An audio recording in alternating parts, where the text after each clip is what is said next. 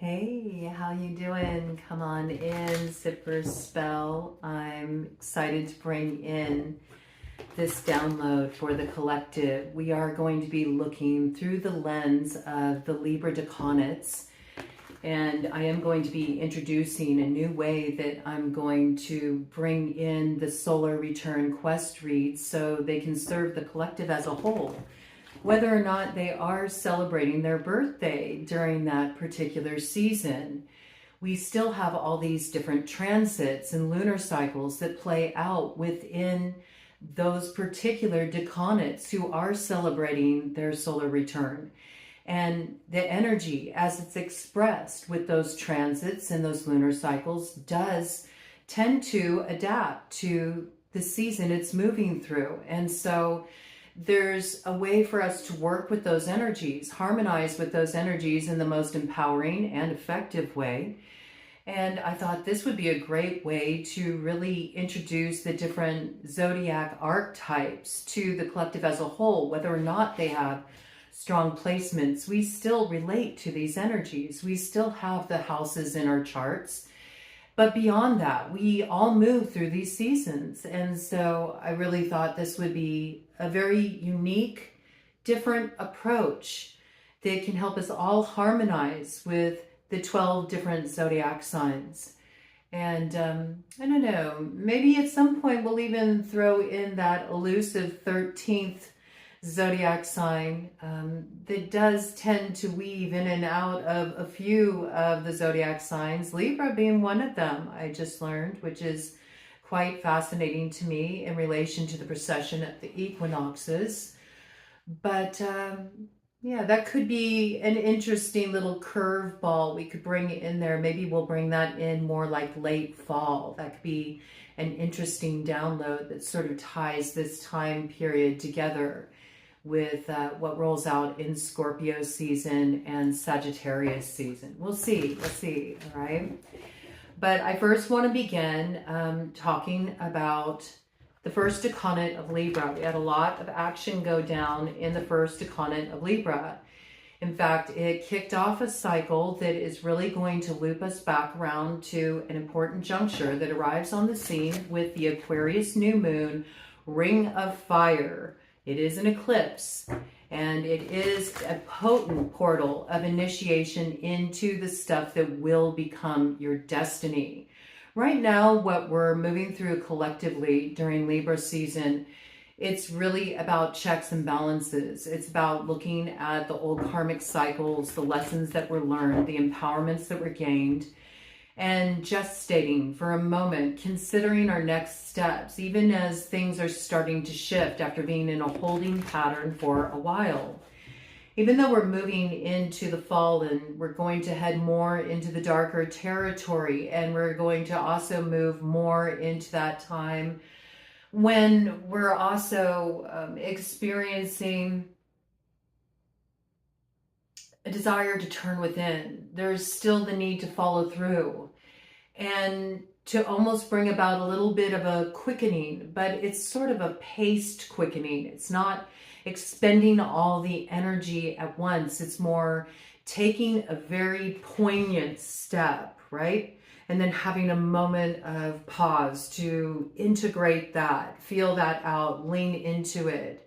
This really is a very tactile time we're moving through. It's very hands-on. It's about getting involved and getting into the mix of it and having the experiential data to sort of chart your course rather than thinking things up and pondering something more. It's like there's been a lot of thinking to exhaustion.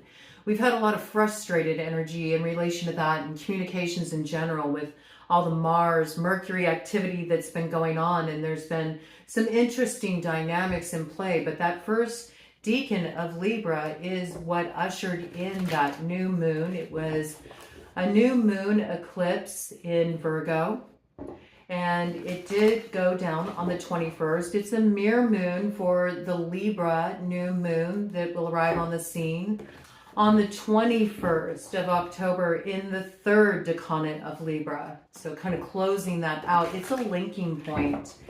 But ultimately, with that cycle, we have to go back even further. The cardinal cross really being actively in play right now, coming to a point of culmination with the story that got kicked off when we had Libra in the South Node and Aries in the North Node, right? There's something that is really going to be evident about what the end result of everything that got weighed out there was. And it's sort of coming to this place of critical mass, you could say, where it really is time to address certain matters, and it's time to take actions, and it's time to sort of cast your fortunes upon the winds and trust where they carry you. You can't have everything so planned out, especially with all the Uranian energy that's been at the forefront. And we have had Uranus in Gemini, so that's a little bit more of a rogue development there. It's not so intractable as it was when it was in Taurus, but during this cycle, kind of capping everything off, we are going to have a full moon come in Taurus, and that's going to arrive on the scene on November 5th. Okay, and by the time we arrive there, we will be looking at our value system in terms of what did we learn about matters of the heart, what did we learn about relating, also what did we learn about where we invest our sense of what's worthy of our attention, our cultivation, what we truly find meaningful or having sustenance in our life when we look at it through the lens of Taurus. It's really about getting down to the baseline energy, you could say, of the value system, and also a sense of worth when it comes to opening up to the expansion of Venus. There's always going to be the conflicted energy there too, though, because Venus also brings in the quality of war. So it's not just love. It deals with a lot of opposition. And when we look at Libra, they are across the zodiac there from the descendant sign, Aries. So especially if you are a Libra rising, you're really feeling all the action going down with Aries. But even if you're not, it's still there. And we're all moving through that. We did have that Aries harvest moon on the 6th go down in the second decade of Libra, right? So the first decan of Libra really did introduce in the maiden energy or the lad energy. It was the initiation point, and it gets ushered in with Cancer. And through this, there's a thread that's weaving all along, and it is a thread of mutability that I want you to really clue into here, because it's the thread of mutability that comes in through the planet Jupiter, Jupiter being in its place of exaltation in the house of Cancer. And when we look at Cancer, we are looking at that energy that nurtures. It nurtures what wants to grow there. It also creates a sense of belonging.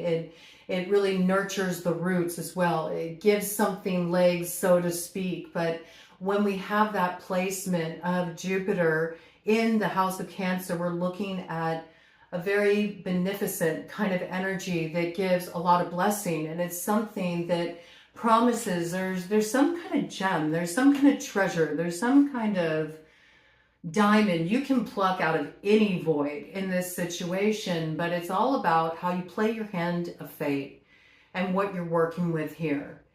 And leading up to that new moon eclipse in Virgo that arrived on the scene on the 21st of September, right on that cusp of Libra season and fall equinox, we had a Cancer moon into the scene. It was on the scene from September 15th through the 16th. And it sort of introduced this rebirth of Venus energy. There's direct ties here. All these cards wanted to come out there. So let's have a look at this. See what we got here. Okay, we have the Five of Wands coming in with the Ace of Wands, coming in, ooh, yes, with the Queen of Swords. There she is. Okay, the Maiden on the scene, coming in with white raven on her shoulder. I like that. There's like a transformation of the shadow energy that's in process here. There's truth that rises up out of what's experienced in moving through the shadow. First Decanate Libra runs from September 23rd through October 2nd, okay?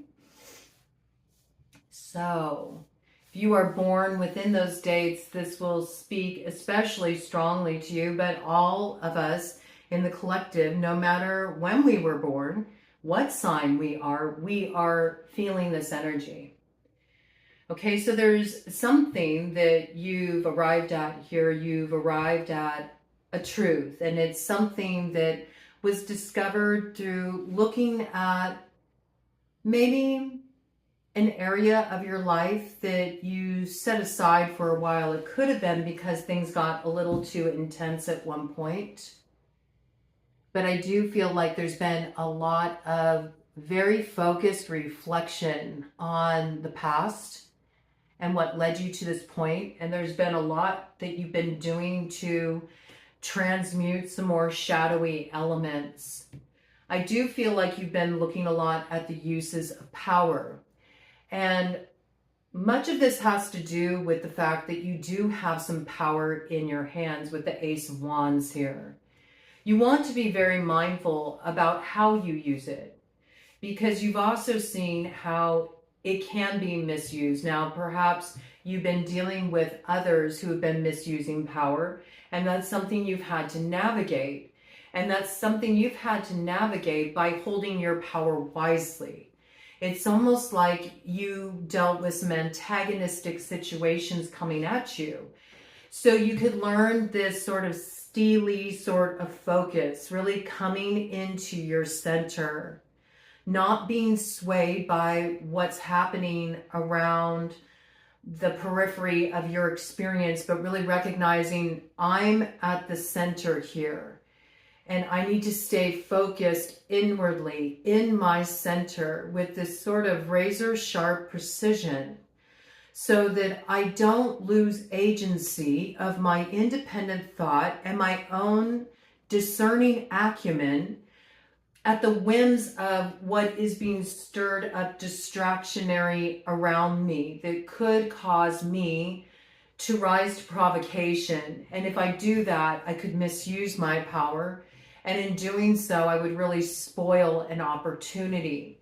This is a lot of consideration about one's roots, not only the experiences that led them to where they are right now. And because of that, there's a real mindfulness about what it means to hold power and wanting to hold power in a way that really does bear fruit for the future. Not something that has you mired in conflict or just outer displays of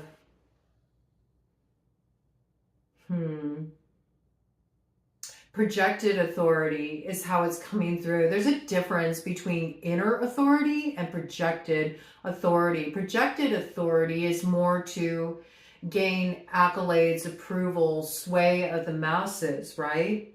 Of what's external. It's almost like a litmus test of external validation, whereas when we look at more inner authority, it has no need for that. And so in a sense, it already brings the elevation of this power that one holds to have more potential. You know what I'm saying? It's got more of an expansive reach in what really can be tapped here if that focus is maintained. There's more of a spiritual focus here rather than some kind of acquisition like what can I get? There really is a desire to experience growth here. If this is healthy, this is also looking at the truth of one's own role in their healing process, especially through the lens of conflicts that are being navigated with others. You may have started to take even a more playful approach with this, or started looking at it through that lens, whereas one point you might have taken it a lot more seriously. Okay? And here we have Knight of Cups. So there is something that is advancing towards you. I feel this. There's something that's advancing towards you. And there is this recognition that the power is in your hands. So I feel like this is something advancing towards you, that it's up to you if you want to accept the invitation and move forward in this way. It is a moment of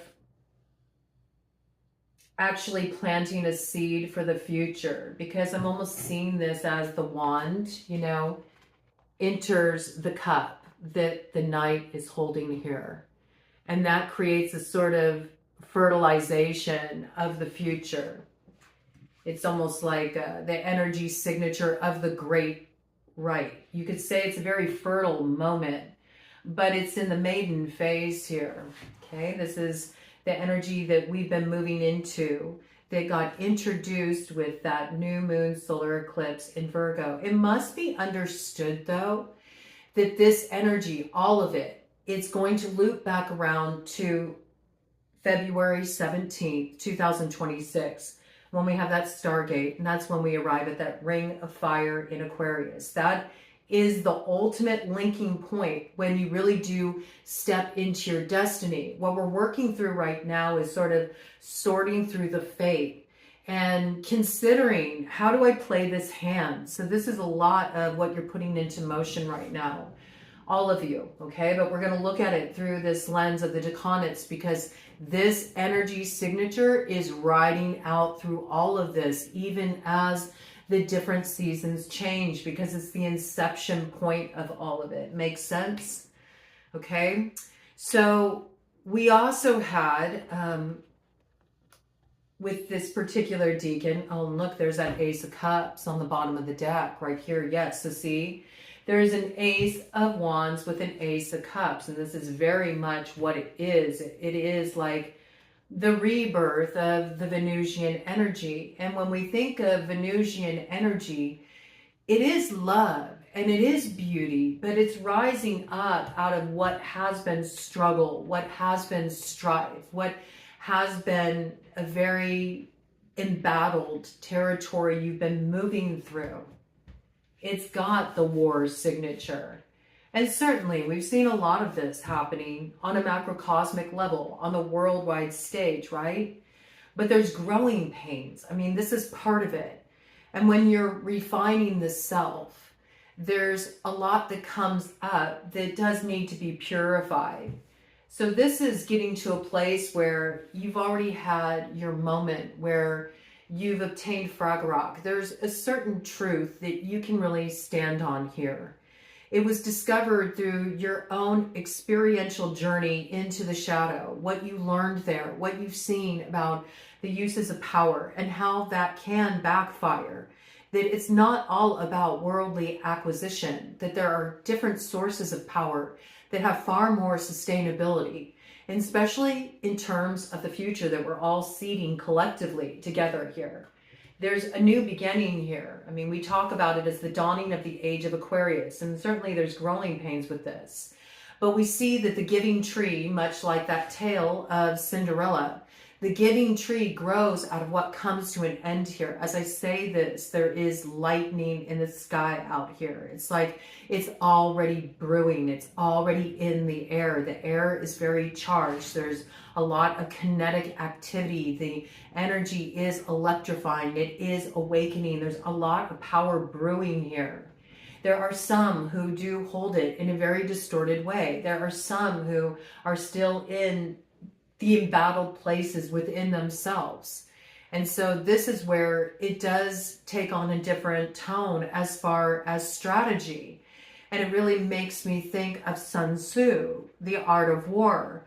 And there is a time when it's not about the outer displays. It's about inner self-mastery. And that links us back to the master maker of fairy that really does test our mettle. Even the sword is forged in the fire. You can't arrive at the wand without really grasping your fire, learning how to hold your fire wisely. That is activation of he, of the fiery sword fairy, bringing you will, focus, determination, powers of transmutation.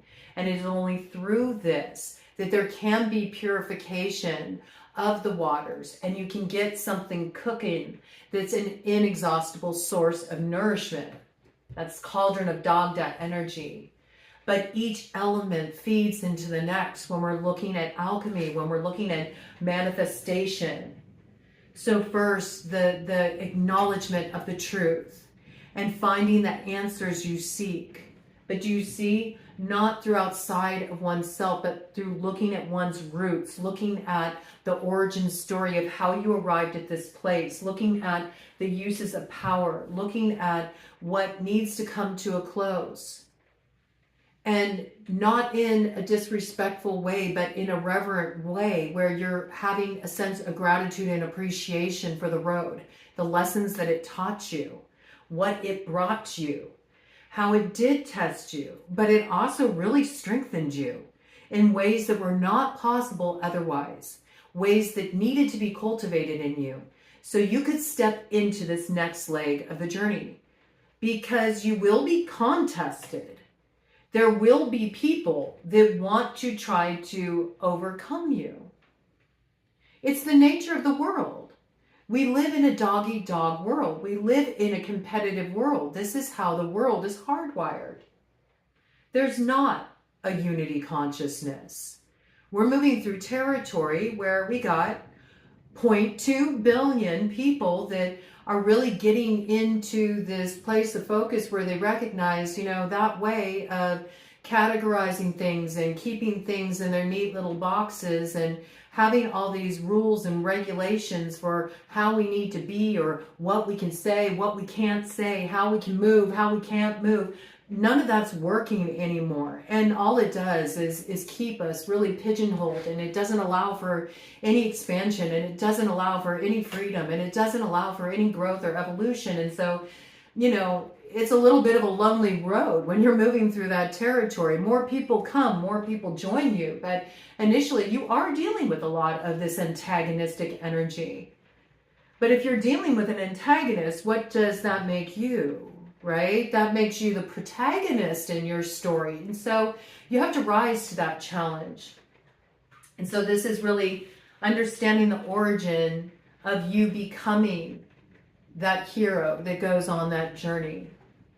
It begins here, and it's planted in the roots of what arrived you at this point, where you have experienced that testing, that tempering.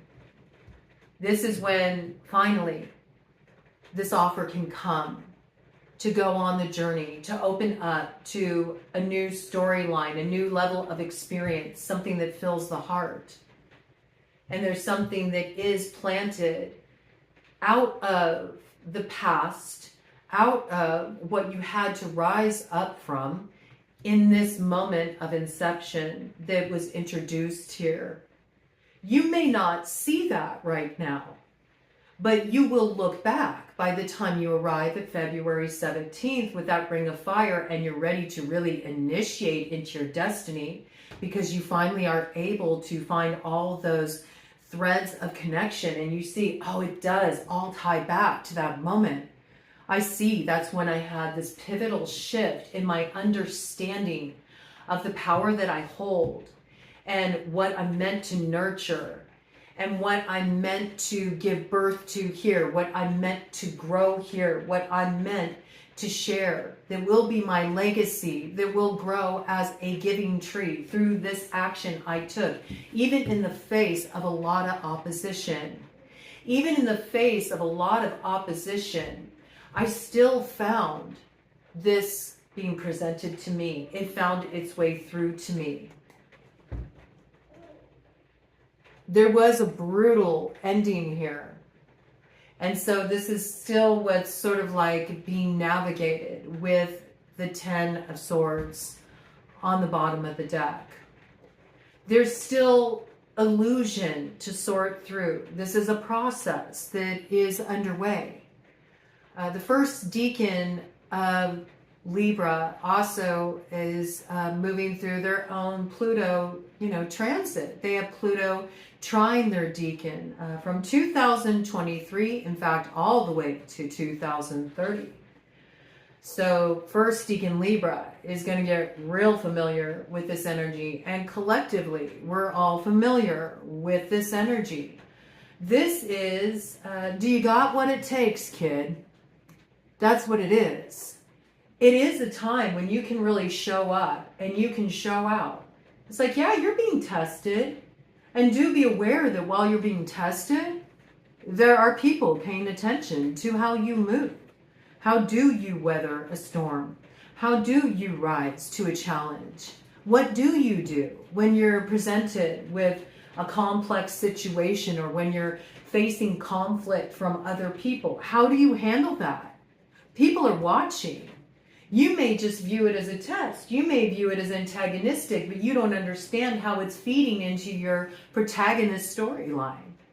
You don't understand the way that it's actually the very thing that is tempering you. It's giving you the ability to accept this opportunity you're being presented with that is the seed of your future, that is something that will be rooted for a long time to come. It's an opportunity for you to show, I can be the calm eye in the storm. I do know how to find the light when moving through heavy, dark territory. I do need to be also a beacon of that light. In other words, I have to be able to really represent that there is a way that you can move through really challenging territory without being overcome by it, without having to become the very thing that you feel is in opposition to you. That's that delicate art of being able to look into the void, being able to look into the abyss, but not become the abyss. Instead, to be the light that's in the abyss. Because that's how you actually move into that position where having that influence of Pluto trine your decan can be a magnetizing force, like a moth to a flame. You see, it's almost like holding a certain energy signature that shows others how to go through that fire transformation too. How they can also move through that shadow and they can get to the other side. They can use it to step into strength after strength after strength. Or they can view it as failure after failure after failure. People often think of success as this just complete like upward trajectory. It's just an ascent to the top, and that's how it works. And that is not how success is built or arrived at. Success is something that is cultivated. Success faces so much failure, so many humbling experiences along the way, so many places you will bump up against yourself, whether you're wanting to see success in overcoming a destructive habit, a destructive pattern, an addiction, success in overcoming some kind of hardship, something that's held you back all your life, or something you need to heal really deeply on a fundamental level within yourself, or success in love, being able to really open yourself up in love and being able to go really deep with another person, or success in sharing your gifts, what you have to share. Success deals with failure, rejection, over and over and over again, because you have to be at a position within yourself where you are so on purpose with who you are and what you're here to do that nothing can remove you from that center. And so you will have things coming at you that will challenge you. Do you rise to the provocation? This is what you've been moving through. It's been rough. And you will continue to move through this. But I feel like there's a distinctive shift that is starting to happen here as we moved through this energy in the first decanate of Libra, where there was a recognition that, no, there is a different way forward. And how can I approach this in a more spirited way? Where, yes, it's challenging, but can I have a little bit of my fire lit through that? in a way that can almost at times feel more like a challenge to rise, like a quest, like an adventure, like something that does give me the opportunity to really see what I'm made of. Instead of just kind of keeping it on a petty level of like, oh, life's so tough and this person's doing me wrong and I'm dealing with that challenge, and kind of going to like the bargain basement level of it. You know, you're meant to move it on up, you know, to a deluxe apartment in the sky. You know, we're meant to move it on up. We're not meant to, you know, continue to just sort of grind it out at that base level of the 10 of Swords. Yeah, something ended. Yeah, something was rough. Okay. But this is like the recognition of what was gained out of it. There's been transmutation here. There's also magics that are held. There's spiritual gifts that one holds, and it comes a lot through getting reconnected with themselves, with their roots, all right? That is a point of empowerment. And so it's like, yes, recognizing there's conflict, there's discord, there's upheaval, there's a lot that's unpredictable out there. I can't control what other people do. There's always that wild card variable, but you know, I do get to choose how I enter into that fray and how I move through it. And I think I'm going to have a little bit of fun with it. Now, even as I say this, there's challenges with this territory when we look at the first decanate of Libra, and this is stuff that is going to continue to be in play here. And the challenge is that we also have the energy of Neptune opposite the first decanate of Libra. And that's a long-standing influence there too, 2025 to 2030. So what's going to come in with this is recognizing where you have not been seeing things accurately. It's waking up from illusion and seeing the reality of situations. And in some cases, that can be really rough.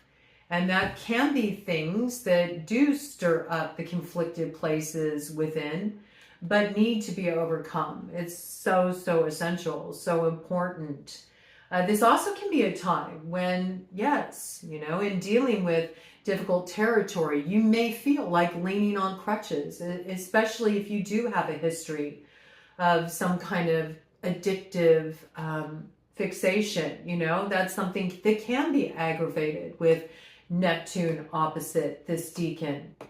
And especially in relationship, I would say when we look at this decan, you know, we're looking at relationships, partnerships, okay? So this can be dynamics where there is a misuse of power in relationships, where there are codependent dynamics. And this is stuff that is being sorted through at this time, looking at ways that we've given our power away in relationships, in partnerships, in the dynamics of the other, recognizing when we were too controlling and that needed to be transmuted. So this is what's creating a lot of these sort of like push-pull dynamics right now that we're moving through, and we're trying to alchemize this energy collectively.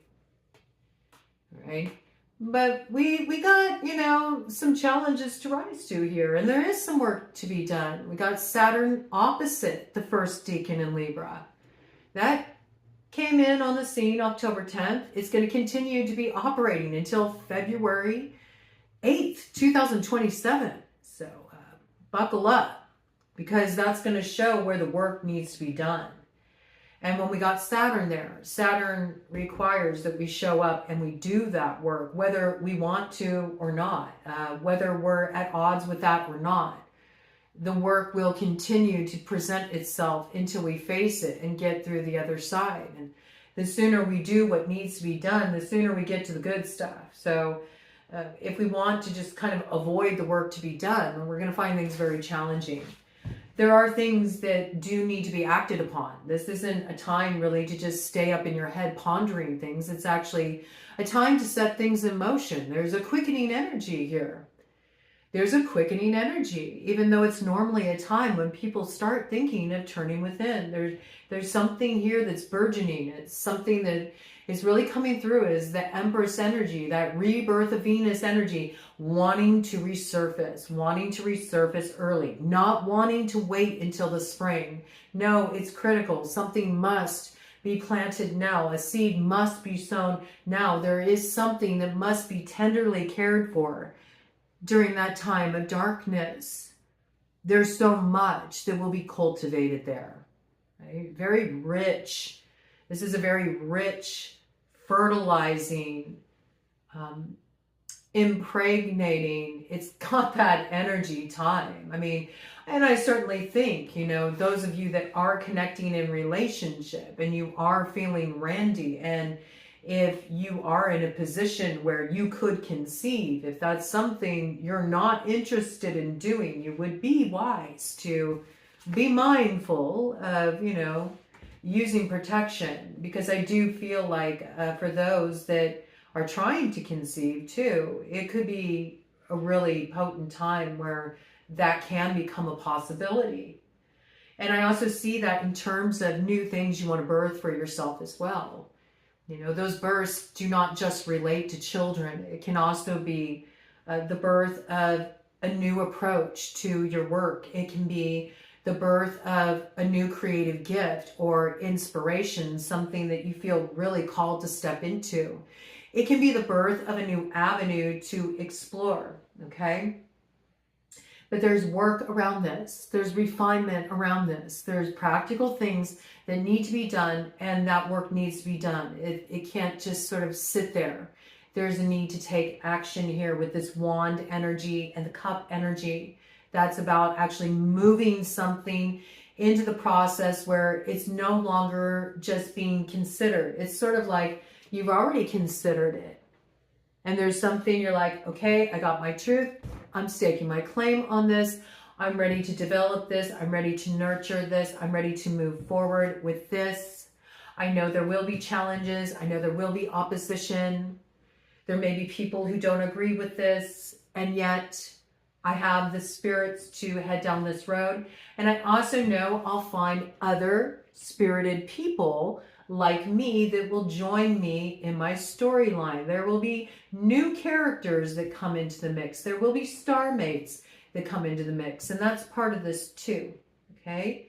The Five of Wands can be lively banter. It can be a real good time.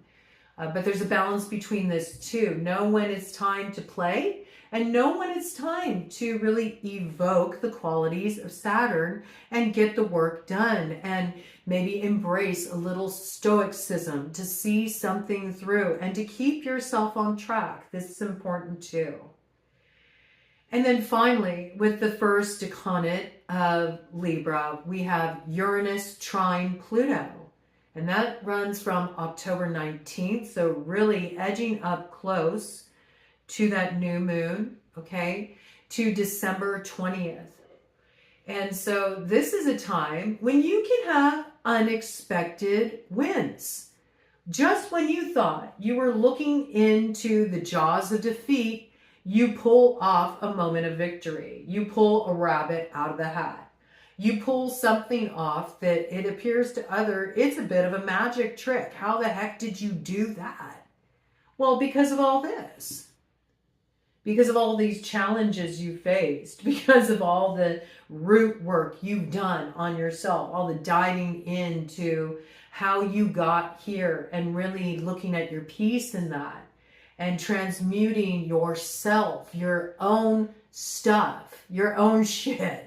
Not being worried about, well, so-and-so over there needs to clean this up, and they really need to address this quality. And if they could just take care of that, no, it's not about that. That's really a distraction that veers one off the path and leads one into the bog. And you can get really held back in the bog for a while.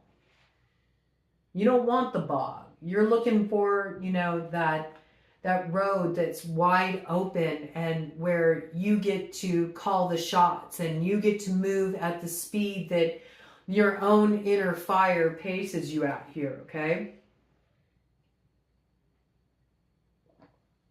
And that requires continuing to do what you've been doing. Staying really focused on where you're at and how you're mastering situations internally. That's what's going to keep you on target. So when the dicey energy does come in, because the dicey energy will come in without a doubt, 39, 44 on the clock. Yes, as certain cycles come to a close, there will be like that last gasp of the power from hungry ghosts. They're just using every last little bit they got to try to lure you back into that sort of hall of phantasms, you know, where you're greeting like the ghosts of the past and you're trying to lay them to rest. But it's not about laying the ghosts of the past to rest. It's about laying the parts of yourself at rest that are still disturbed by the past. So there's like some kind of real internalization that's needed here to keep the proper focus, okay? And you'll pull this off quite expertly. But for the first Decanate of Libra, those Libras are really moving into this refining process. So if you are born September 23rd through October 2nd, you're really going to go through a lot that's going to require you to do the work that you know you need to do. And also to know that you've been through enough tricky territory that you do know how to transmute this energy. And you've learned enough lessons that you do know how to hold your power wisely. You do know the action you need to take, what will really root something for your future. And you do know how you need to move forward differently, even when you're dealing with the antagonist. This is your opportunity to shine. This is your opportunity to show that you have done the work. This is your opportunity to rise to the challenge, and in doing so, magnetize to you unexpected opportunities that you're getting precisely because of your ability to master situations internally rather than come undone, get messy, get pulled into the external fray. And people really misunderstand how that can cost them a lot of opportunities too, okay? So there's something about the way you're showing up is so important at this time, okay? I like this though. Ace of Wands, Ace of Cups, already very clear about your truth, okay? And there's something you've really arrived at here. You know you face challenges. You're willing to face them. You're willing to face them. All right, let me do a cut of the deck here. And then I want to get just a couple more energies in here for you. Yes, Four of Swords. It's there again. You see? You already see it. You already see it in your mind's eye. You already see your stone of destiny. And you know where you need to be within yourself in order to have the strength it takes to pull the sword from the stone. And remember, to pull the sword from the stone requires a gentle hand. It's not taken by force. And in order to do that, it does require a great deal of tempering here. But you already see it because you've already got your truth. You've arrived at it. So rest at this truth. No more time to sit and ponder it. Figure it out. Think about it. Is my truth right? Maybe I should ask so-and-so if my truth is right. No, your truth is your truth. You are there. You've arrived at it. You clearly know what action you need to take, what you need to invest in, what you need to root here. So do it. Do it. This is not about paying it lip service. This is about doing it. It's not about running it by anybody. It's about doing it. And it's not about getting distracted by what anybody else is doing. It's about you doing it. And in doing so, you pull off something that seems like a bit of an impossibility. You'll see. It's like there's some desire you have. There's some wish you have here. Something you've longed for. And it's like it's already there. It's already there. It's already assured as long as you maintain this current position and you don't rise to provocation, okay? So it's really about mastering things internally. And look at that, we got the Lovers here. So this is that energy, Gemini energy coming in there, yes. This is about you really coming into harmony with your path. And it also could be that you are coming into union with somebody here. And it is quite beautiful. I mean, we do have an Ace of Cups here. We do have a Knight of Cups. So I can also see this as really ready to let love in too. Ready to embrace the path of heart and what wants to come in for you here. And this is quite a fated meeting, but it is the stuff of destiny. And destiny will be the story you tell about it when you arrive there and you finally do find your way to each other. And if this isn't a romantic lover, although for many of you it is, but if this is not a romantic lover, this is somebody that you're creating with. This is amusing energy, or this is somebody you're learning from. This is the master maker, or this is a guide, and it's awakening the guide within you. It's awakening the master within you. And so this is your path that feels like complete alignment. And this is beautiful. This is beautiful what's coming in here. Okay, I want to do this for each of the decanates. So I want to get like sort of a presiding goddess for this energy, okay? Everything we discussed here for the collective. How we can continue to focus on what came through here in a very simplistic way that can keep us on track, where we really can master the situations we face internally and rise to that challenge while getting an opportunity to show what we're working with, thereby gaining some golden opportunities, gaining some advantages, having some invitations approach us to walk through doors of opportunity that will put power in our hands and give us something to really grow for the future. A lot of new beginning energy here. I like it. Okay, so let's get sort of a presiding goddess energy, since we are talking about the rebirth of Venus. And this will continue to unfold in terms of Cancer and how they're playing that role as really ushering in with that Jupiter in their house, that energy of the rebirth of Venus. Jupiter is ruling planet for Sagittarius, also ruling planet for Pisces. Pisces is up there in the North Node. So there is a little clue here about where this blessing will come. It has something to do with your destiny. And that's why there is so much about allowing yourself to really trust where you're being led when it feels like, yes, this feels good down to my bones. Like this feels like resonance, because you'll really like where it takes you, even if you deal with challenges along the way. There's a new foundation that's getting rooted here. You'll be very surprised by what grows. Basis of the matter, wow. Yamanja, Orisha of the ocean, the source, the sea.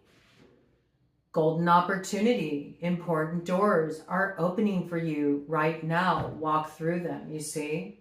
It's wild how that came in and then it shows up.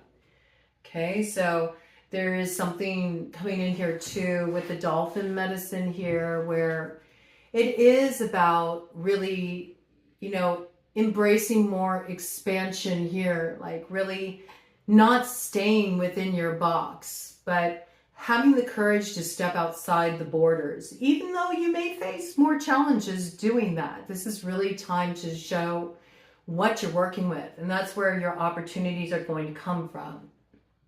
And you know, you'll be able to figure out your way as you're moving into that greater territory, and where you have been dealing with challenges, you can be like, hey man, so long and thanks for the fish.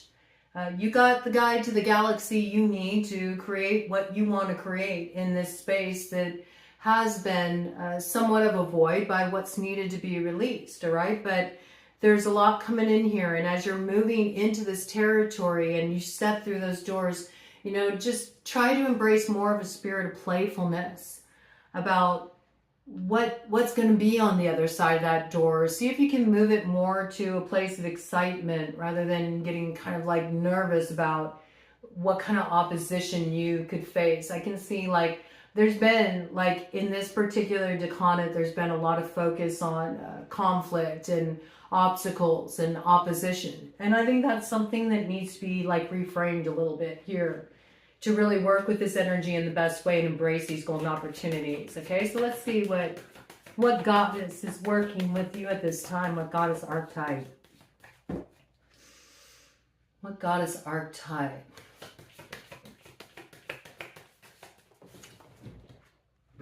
Look at that. See? I knew it. Cordelia.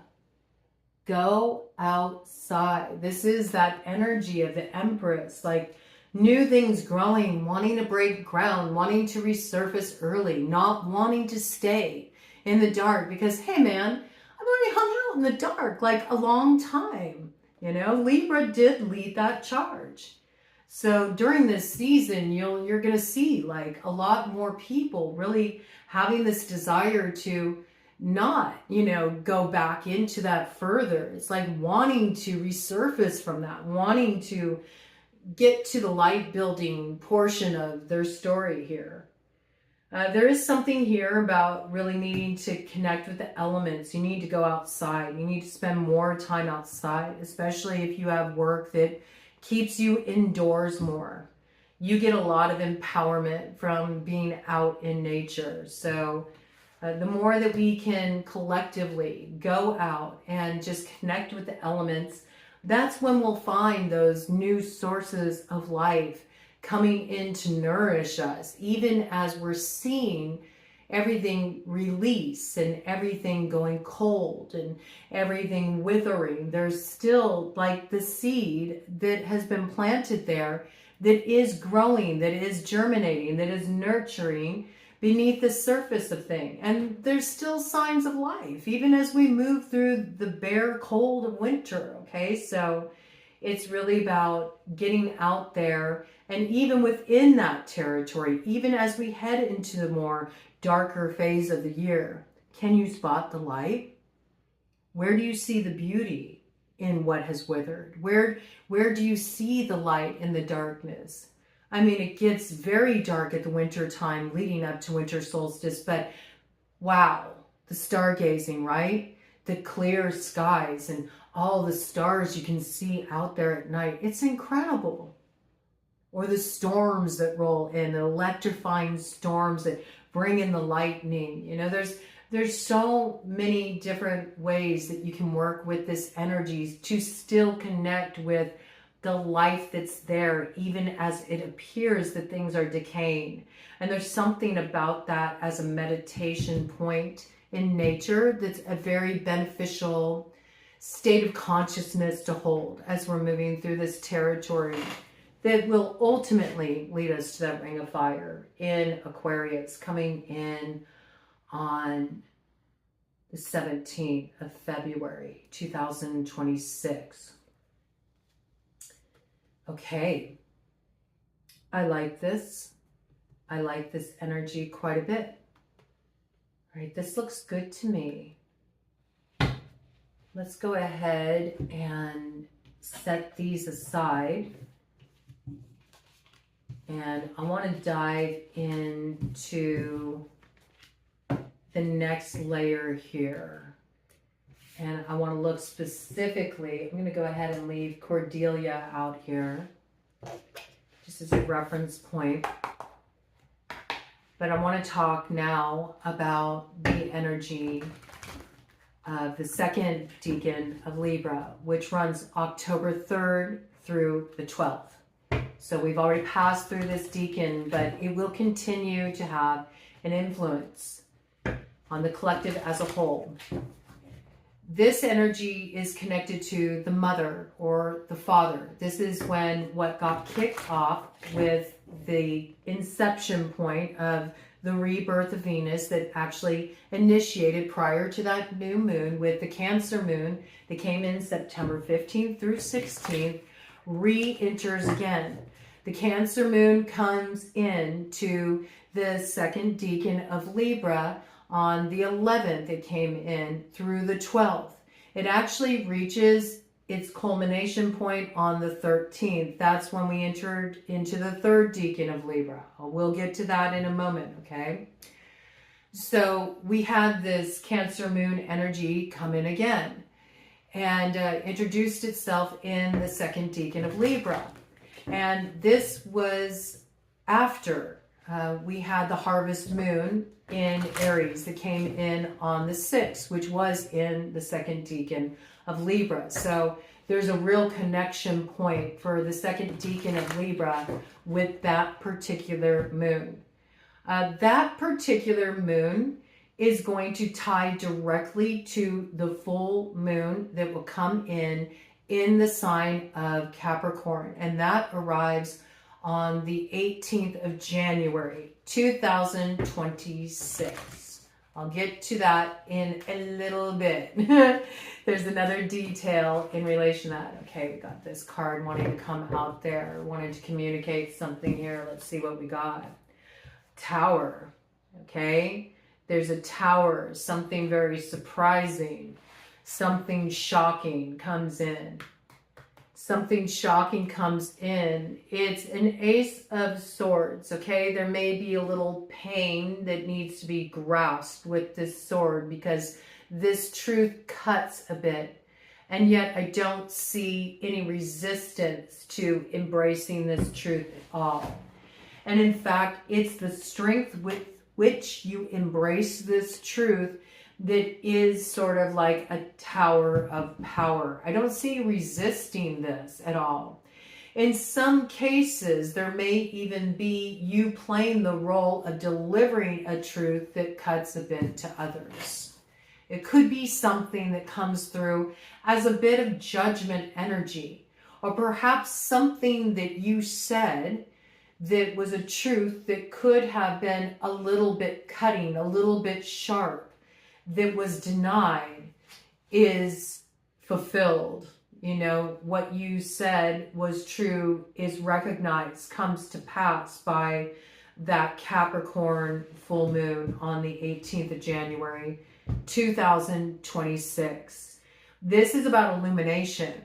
So there's some kind of deception that is seen through here. There is some kind of illusion that has been shattered, and yet at the same time there's actually no resistance to it whatsoever, because there's a recognition that now that I know the truth, and yes, it may cut, I do have the answers I need. And you see there's like a crowning moment there. So there is something that is lit up at the crown as well, right? It's an electrifying moment. I feel like this frees from some sense of limitation that was holding one back in terms of how they were seeing their situations, their possibilities, even themselves or others that they were interacting with. So something very alchemical is happening here. This is an awakening moment where what was not seen or acknowledged is really arrived at. The truth is arrived at.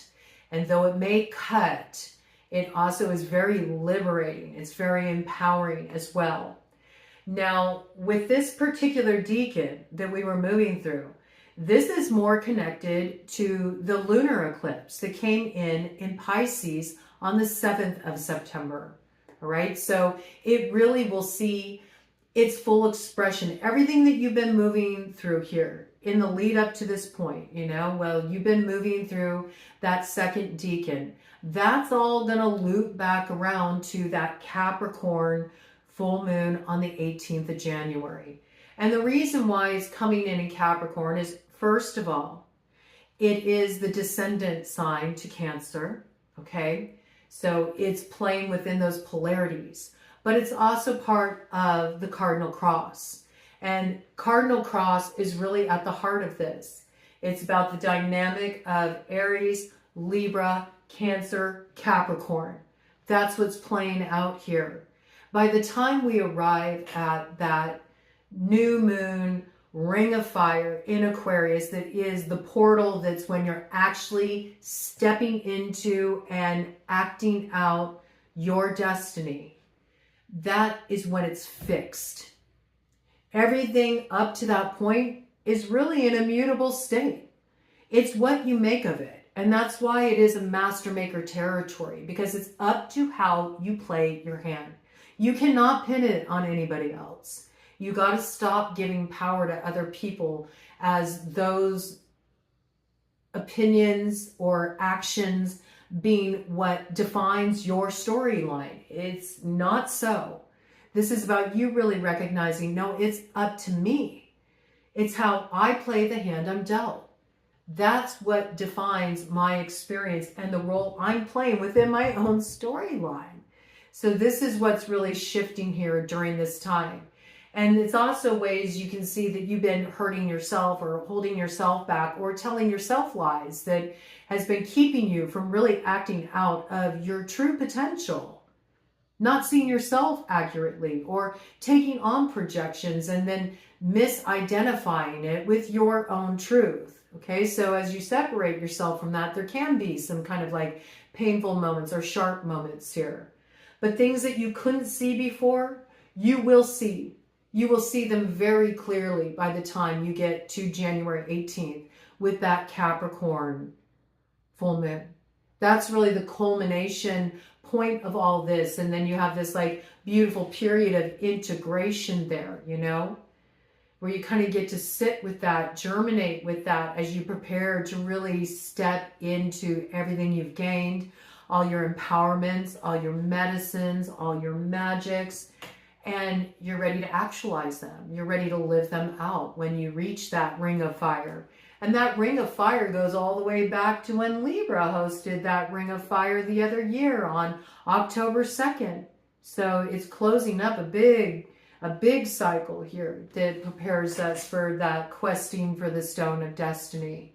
And we're always questing for these four treasures of the Tuatha De Danann, and it moves through in cycles and stages. So, you know, we go into one portal to arrive at that place, and we reach to a certain level of experience on that leg of the journey, and then we go through the next layer of what needs to be discovered. It's a lifelong journey. It's a quest that never ends until you take your last breath. So there's a lot coming to a real significant culmination point here, though, because of the Plutonian activity and how that ties back to Libra and the Cardinal Cross and what got kicked off there way back at the tail end of 2009.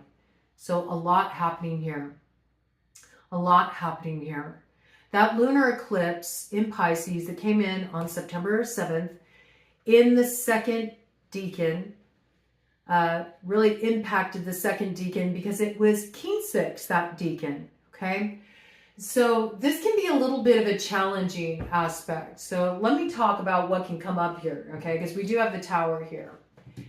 And the reason why the Tower is there, and the reason why there's that sort of like sharp truth, is when we're dealing with this energy of the eclipse, the lunar eclipse, King 6, the second decan of Libra, this can bring on a sense of sort of antsiness, insecurity, a lack of confidence, feeling a little anxious, tentative about what steps should be taken, sort of suspecting everything that's coming toward us. It can really put us in that state that is more geared toward paranoia than the state of pronoia, that everything is actually working in your favor as long as you keep within your own independent energy, really running your own energy rather than taking on outside projections, right? So that's when you need to kind of really stay focused on what came in there with the first decan, right? About really doing the work and making sure that you're really questioning some of these feelings you have, where you are asking yourself, is there a way where maybe I have become too guarded? Or am I too blocked off? Am I so blocked off and yet I'm complaining that I'm not receiving, or I feel like there's a lot of roadblocks in my way, and yet my entire energy signature is like this? You know, how can anything get in if I'm moving like that? And if I'm so suspicious of everything, and I'm so untrusting, and I don't trust myself enough to be able to let down my guard, knowing that I can expertly navigate any tricky situation that comes my way and know that it's a match or not, you know. Again, really taking the power in your hands, then, you know, there's no harm in being open to what approaches you. You'll know what it is when you encounter it. Any kind of worrying about what could happen or what may happen or what so-and-so may be doing is something that really trips you up, because it's the way you hold yourself back. That's how we kind of work ourselves into an Eight of Swords kind of energy. All right, so, you know, not really being able to see that clearly, though, until you move to that position of full illumination that comes in with that Capricorn full moon on January 18th, lets you know that you may deal with some of these energies, you know, that challenge your beliefs about situations and whether it's safe for you to open up to them or not, and may require you to have an honest look at yourself and ways that you've been too blocked off or too guarded, too apprehensive, too suspecting, and how maybe you need to shift that. And being sensitive with yourself as you move through this. But I do see a lot of you will kind of give yourself over to the process. You'll let yourself just sort of go down to the bottom of it. I like that this tower is like lit up at the crown. You know what I'm saying? There's no tower coming down here. So I feel like it's okay for you to have this acknowledgement. Yeah, Hangman energy. It's okay because you're in charge of the descent. You know what I'm saying? You just kind of like hold yourself back a little bit from taking action, acting on what you're feeling. Instead, you create space where you buy yourself a little bit of time when you feel uncertain. You don't want to necessarily shoot down a good opportunity. You don't want to necessarily push people out who are allies, who are meant to be part of your storyline, because you've become too cold, too walled off due to experiences you've had in the past. This is when, you know, you give yourself the time you need because you're able to recognize it, right? You're getting a heads up right now. Oh, I'm feeling a little anxious. Oh, I don't know if I can trust this person. And rather than just like cutting the cord or making some real rash determination, you say, let me kind of like hang out for a while. Let me dive into this a little bit. What's really going on there? Why am I feeling like this? When did I feel like this before in my life? Where is this coming up in me? Let me just kind of close my eyes. Let me just eliminate all outside distractions. Where is this feeling of anxiety in my body? What chakra center is that aligned with? Oh, okay, it's at my root. It's at my root. Oh, it might have something to do with early childhood. It might have something to do with my family dynamic. It might have to do something with my sense of security, my sense of stability. Something about this is making it feel rocked. Like, why do I not feel stable in myself, secure in myself? Am I looking to outer sources of stability? How can I build that stability within myself? You know what I mean? That's just an example. But it's like getting that reflection point. You're kind of holding yourself up there. See, you're in charge here. You'll know when to let yourself down, but it's like waiting to act until you can have the clarity, the illumination, because you take a moment before just acting on this impulse of anxiety or fear. And instead of just cutting something off or closing off the opportunity, you say, let me buy myself a little bit of time. Let me lean into this. An opportunity comes your way. Let me think about that. Give me a moment. I really want to like sit with it a moment. I want to look at what I got going on in my life. I want to see if it's a fit, you know.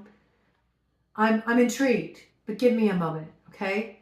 And so if you're having doubts or you're not sure if you could enter into this golden door of opportunity and have it be everything you want it to be, or connect with this person and really experience some kind of healing, or even open up to a new person and have it be a positive experience. And yet you feel a little bit of this, but I am intrigued, but I'm scared, or I'm uncertain. I'm uncertain. I'm insecure about this for some reason, or there's a part of me that feels like maybe I can't rise to this, or maybe even worse, I shouldn't step into this because of something that was put on you that you need to cast off. This is time to really bide some time, right? Because once you do, look, you open up to the experience, you take your power back, right?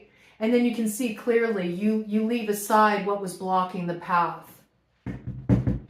You leave aside what was blocking the path, and you take up your own independent power here, and you clearly see the waterway. You clearly see the way forward. You clearly see where the flow is. So that's very necessary for that second decan Libra energy that we're all moving through collectively, that will continue to be an energy signature. Even though it arrives in January with that Capricorn full moon, it's still imbued in there because it ties back to this time. So remember this. It will help you really navigate this territory that you're moving through. It's a cardinal energy that's really getting fixed and rooted here, tying up that karmic cycle, okay, and getting to the other side of the fate to the destiny. But it's moving through a lot of mutable territory and fixed territory too, where it bumps up against challenges. It bumps up against forks in the road and crossroads, juxtapositions where you have to, figure out, well, what direction am I taking a step in? Brilliant teacher that I've had the pleasure to learn from, Yay Tish. Louisa Tish said to me once that in order to get out of the crossroads, all one needs to do is just take a step. That's all it is, okay? So I see you pausing before taking steps in the lead up to that Capricorn full moon on the 18th of January 2026.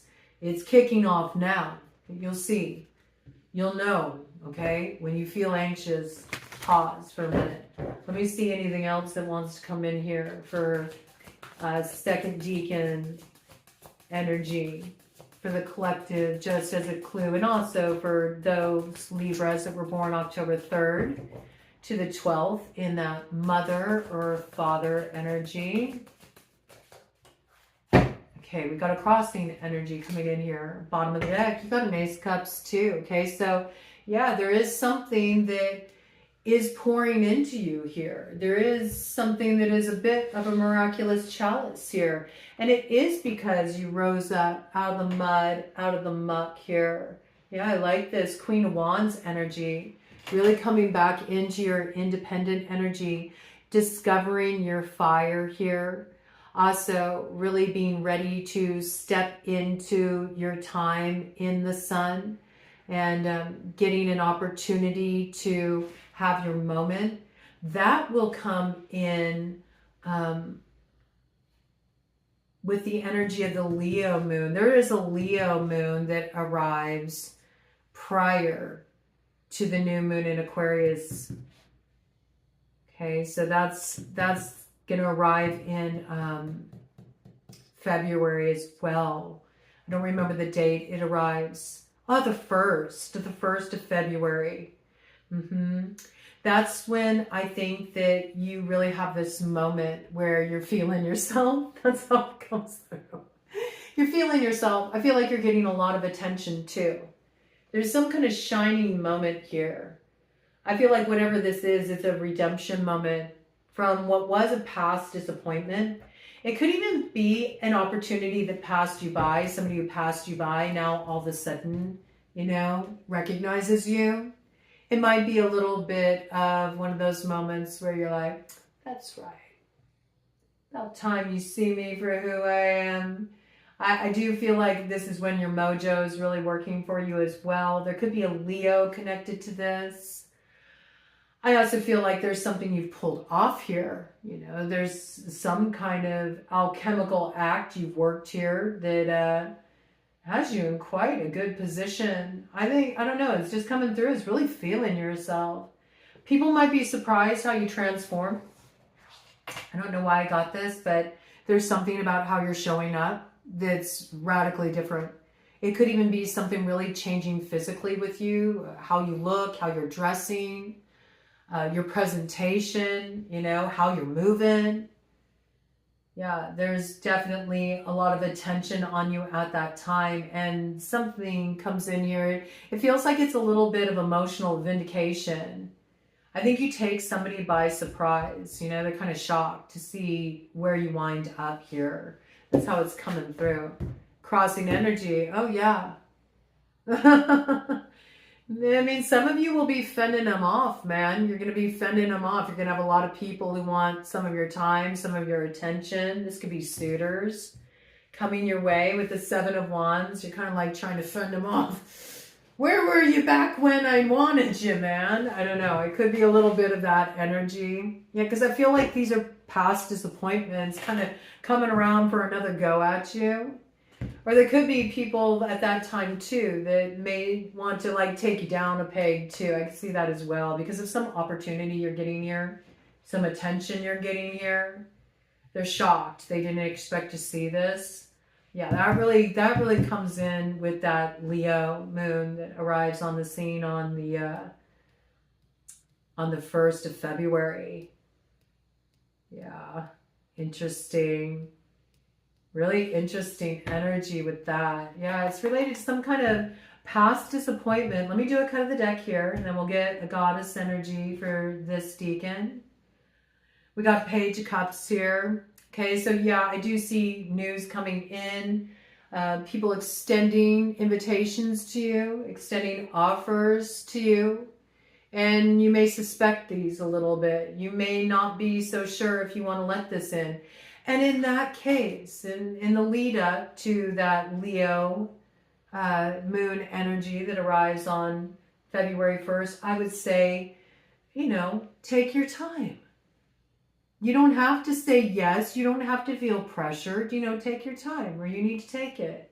But don't be so closed off that you could cut off something that could be quite a bit of fun. I mean, because I see the Fool here.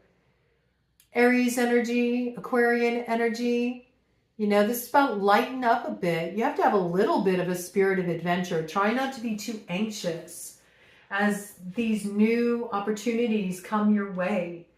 Don't be so defensive that you cut off something that could be a really good time, you know, because you see one here, right, with the wand, but there's 6 wands here. That's victory. It's like, you know, you could be trying to really maintain a post that might be more fun, you know, if you had more people in the mix here. So, you know, give people a chance.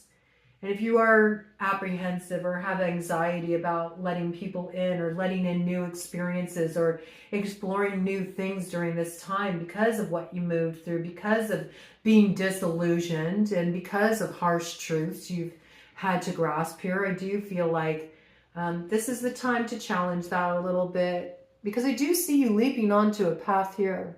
There is a road that opens here and the Pathfinder's on board for it. And yeah, bring in a little sweetness. I don't know, I see that umbrella. It makes me think of Mary Poppins. So a spoonful of sugar helps the medicine go down. There's not going to be any rough landings here. You'll know when to trust your heart. You'll know very clearly if you just take that moment to recalibrate yourself. You'll know when you can really throw yourself into something. And I do see you throwing yourself into something here. It's beautiful. It's going to turn around a previous disappointment, all right? So let's go ahead and get a goddess energy to help us focus through moving through this territory.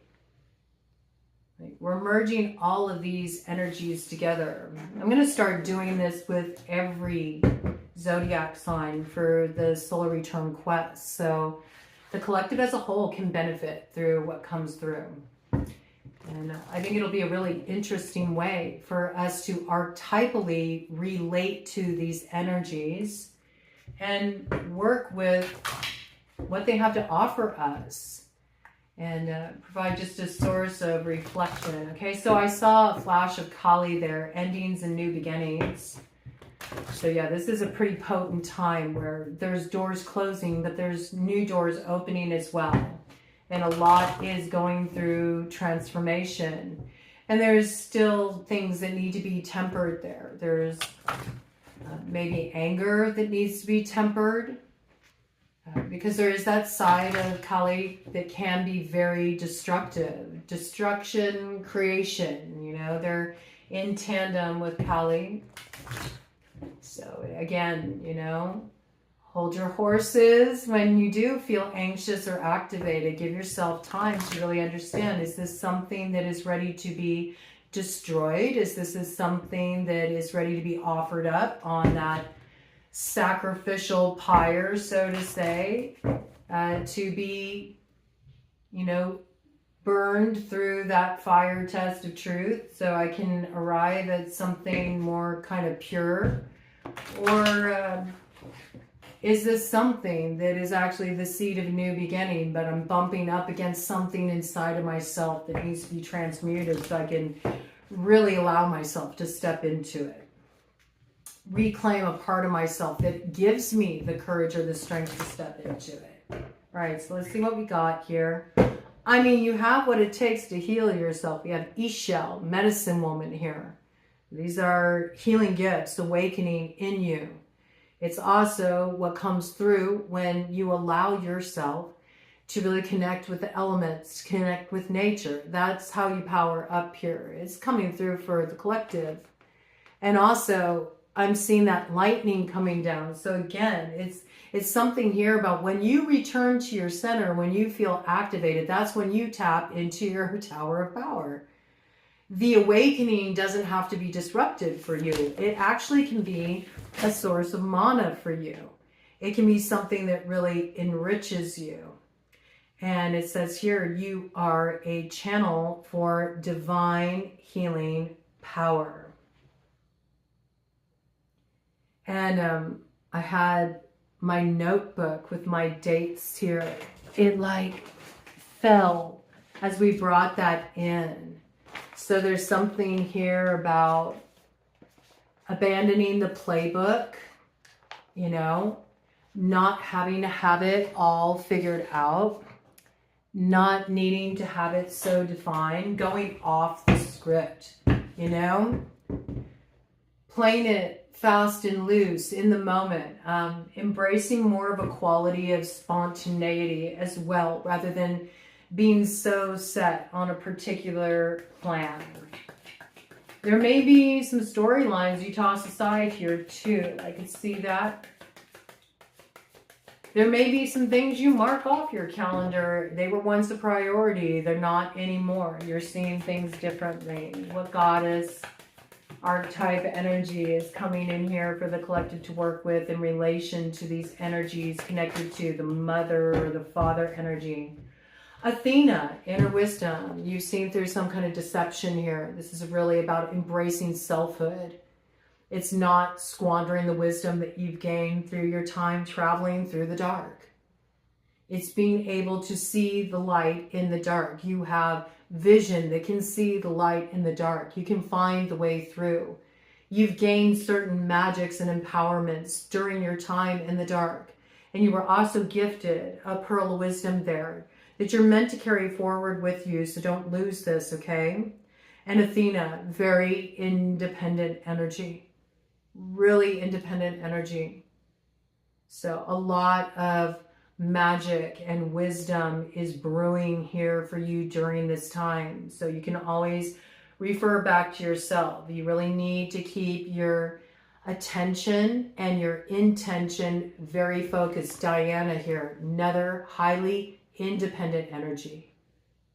If you stay focused in this way, you don't lose the wisdom you've gained, and you allow yourself, when you are encountering the shadow, to activate that vision you hold that allows you to spot where the light is there and stay focused on that. You'll easily hit the mark. Keep your unwavering thoughts, feelings, and actions focused on your target, and you will make your mark. You know what to do. Trust your inner wisdom and take appropriate action without delay.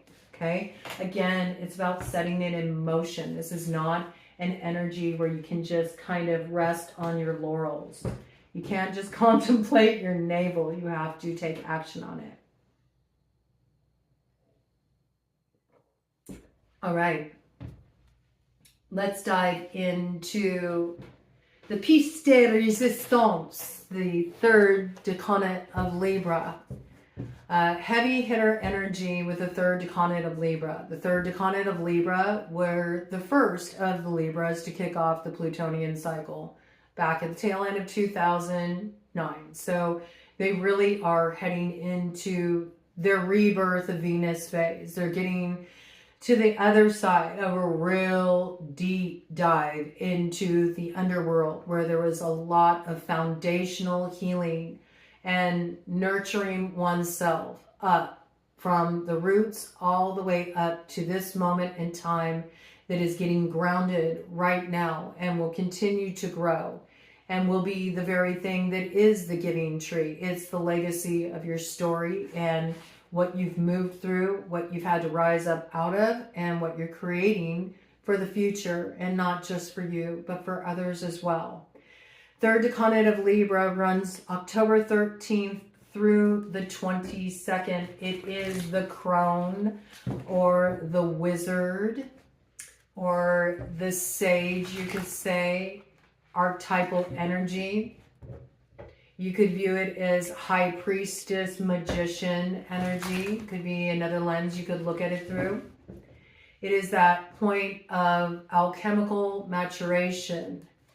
And again, we did have the Cancer moon got reintroduced into this playing field on the 11th and 12th within the second decan, but it came to its culmination point with a Cancer half moon on the same day that Venus really returned in its fullness to the third decan. Now, it was just a little bit of a peekaboo, hi, I'm here, I'm getting ready. It's just like the first inklings of we're getting ready. We're getting ready to really have a moment of being in that Venusian energy for a bit, okay?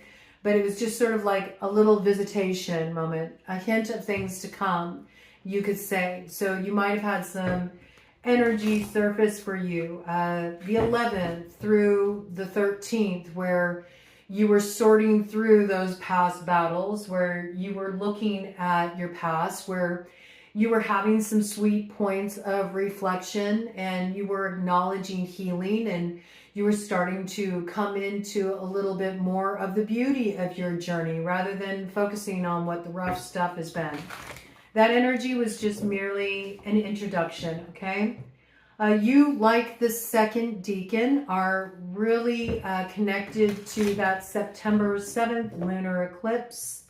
That was going on in relation to your decan with a Jupiter that was square your decan. So this is something that's made you feel really hemmed in, like the call for expansion. Like, I feel like I'm ready to move into more. I'm ready to step into more. I'm ready to go deeper, progress farther on my path. I'm really ready to fully step on this road and embrace my quest, but I feel like I'm boxed in. How do I break down these boxes? This is like frustrating energy. Feeling like you have so much inside that wants to come up and out, wants to be acted on, wants to be expressed, wants to be lived, wants to be stepped into, but it's in a box. And so it's frustrating. Okay? You're in a box in those areas for a good reason. There's certain things you can't see just yet that need to be revealed. It's an eclipse energy playing out there. Remember, there's stuff that's hidden here that you're not going to see real clearly until that full moon in Capricorn arrives on the 18th of January, 2026. then you'll be like, okay, it's good that I didn't act on that when I really was chomping at the bit. Because that could have made a bigger mess of things, you know, that really could have taken me off the rails there. So it's like when you're wanting to move into too much, like before it's time. So where you are encountering like that resistance in the path, don't fight against it. Understand that it too serves a purpose, okay? It's a little bit of a recalibration point for you.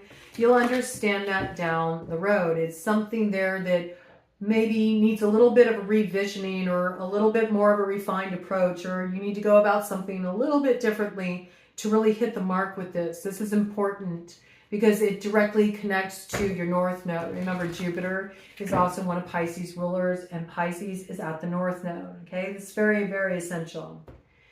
Of course, naturally, you are directly connected to the 21st new moon eclipse in Virgo, because you are hosting, the third decanate is hosting that mirror moon. And so all of us collectively are really seeing what we couldn't see on that initial starting point there with the 21st of September and that eclipse energy that came in with the Virgo new moon. We're getting like another page turned in that story. It's just a turning point. It's not the complete picture. We don't get the complete picture until we're at that Aquarius ring of fire on the 17th of February. But we have a little bit more of an understanding than we did back there, okay? There's something new that's seen. There's something new that's revealed, but it also gets taken like the next step further, because with that new moon that comes in Libra, it's right there on the cusp, just like the Virgo new moon was, right? It also occurs on the 21st, just like the Virgo new moon did. But what's really cool is it's also the time that Venus finally is reborn in Libra for the second time, okay? The first transit we had that was impacting the third decan of Libra went down back on August 26th through September 11th, right? So this is like a revisitation of that whole portal, right? You might have stuff coming back around the bend in relation to that. Now there's a new view. There's a new way to work with those energies. There's a new perspective. There's also some blessing energy coming in there that can make something a little bit more beautiful. It can be a little bit more refined, you know. You can see where the opposition is a little bit more clearly, and how to work with that Venusian energy to navigate that territory, right? That rebirth of Venus energy will be here October 22nd through December 5th, right? So yes, it extends into Sagittarius season. Right? So there's a lot that's going to come in there. You will get some goodies that come in during that time. This is when you're going to start to see that Empress stirring early. This is when you're going to start to see some of those initial blessings coming in from having Jupiter in Cancer, okay? But it's just the beginning. There's so much more that will come in. It's just a starting point, a turning point, a turning in the page of the tale where really things start to develop in a different way than maybe you were anticipating. And I think you'll like the way they look, okay? This is how this is coming in. This is when maybe you start to recognize, oh, I might have had too pessimistic of a view of my circumstances. It's like you're getting a little relief. Okay, the light's starting to build. This is a positive energy. Very positive energy. These are the main influences that are being affected here. Also, Jupiter sextile, the third decan, came in September 27th and is going to be here all the way till March 27th. So this is when you do get to receive some gifts for your hard work, and those gifts come through your personal empowerments. It comes through golden doors of opportunity. It comes through fated meetings with a whole new cast of characters, or maybe some old faces that are coming in as well, where there's a revision in that storyline. There's a new way for things to come together. So this is a very spirited time too, when there's goodies coming in, a little bit of a grab bag experience. But I think you'll have a lot of fun. This is when the energy becomes a little bit more effervescent. I think it will be a jolly Yuletide this year. There's a lot of energy coming in to turn things around that wanted to stay behind. So we'll let that come in and we'll stop here as a looking point. Yes, there is some kind of invitation coming in here. Right, we've got a Page of Cups. Initial communication coming in. It could be around your work. Or this could be an inspiration as well that's coming in around your work, or who you're meant to work with, who you're meant to team forces with. And it's just a small beginning here, but there's every indication with the energy in the third decanate that whatever you're working on here, or whatever is kind of coming in here to join forces, it's something that will become much more than you can even dream it could be at this point. It's going to get a lot of expansion energy behind it, just because we do have Jupiter sextile your decan, and that's a long-standing influence. And we did have that message come in before about 1, 2, 3, something as simple as 1, 2, 3, and that the opening of the year is going to be like that. The first 3 months are pivotal moments in the storyline where we really do see sort of the end result of how we've invested our energy. This is when we really do see what is that destiny. How did we play our hand? We'll know by what our lot is at that time, right? And it really can be a very progressive energy where one step leads to the next, and it has like a chain reaction that moves you into greater expansion, takes you further down the road. So whatever you're starting to work on here, it's right on the money. Whoever you do decide to start to team forces with here, it's something that promises to build, okay? It's worth investing in. There is something that will grow here. There's also something here that it does feel like it's a bit of fantasy, right? Pulling something out of the realm of fantasy and making it a reality. Got a little bit of a dreamy quality here. So you could be working on a creative project. You may pull other people into this, okay? There may be something you're doing here that involves community too. You could be building a community of people or bringing seemingly disparate concepts together, unifying things that normally are separated. There's some kind of vision you have here. It revolves around your work, and you're choosing to invest in this. With this, we got 8 of Swords. Okay, here we go. Here we go. Ooh, okay, I like this. Here comes the tricky energy. Here comes the tricky energy. Okay, you see, we have the Artist and the Fool in reverse. You're not here yet. You're not at this point yet. In some way, you feel like you're really held back from your full potential in terms of really activating your destiny. And this may have something to do with what you're working on. And it could be that what you've been working on up to this point, it's in need of revision, or who you've been working with has been holding you back in some way. I see that though you do not see it or recognize it right now, there's something inherent of your destiny in your North Node that is already here, but you're having trouble seeing it because of something you're not aware of yet. And I feel like it's almost related to an action that you're not taking, that you know you need to take. Something you need to invest more time in. I say that because with the Artist in reverse to the Fool in reverse, this is like a creative inspiration. It's something that you do really feel compelled to invest in. You know it's the road that you want to step on. This is the road that opens up adventure for you. It's something that excites you.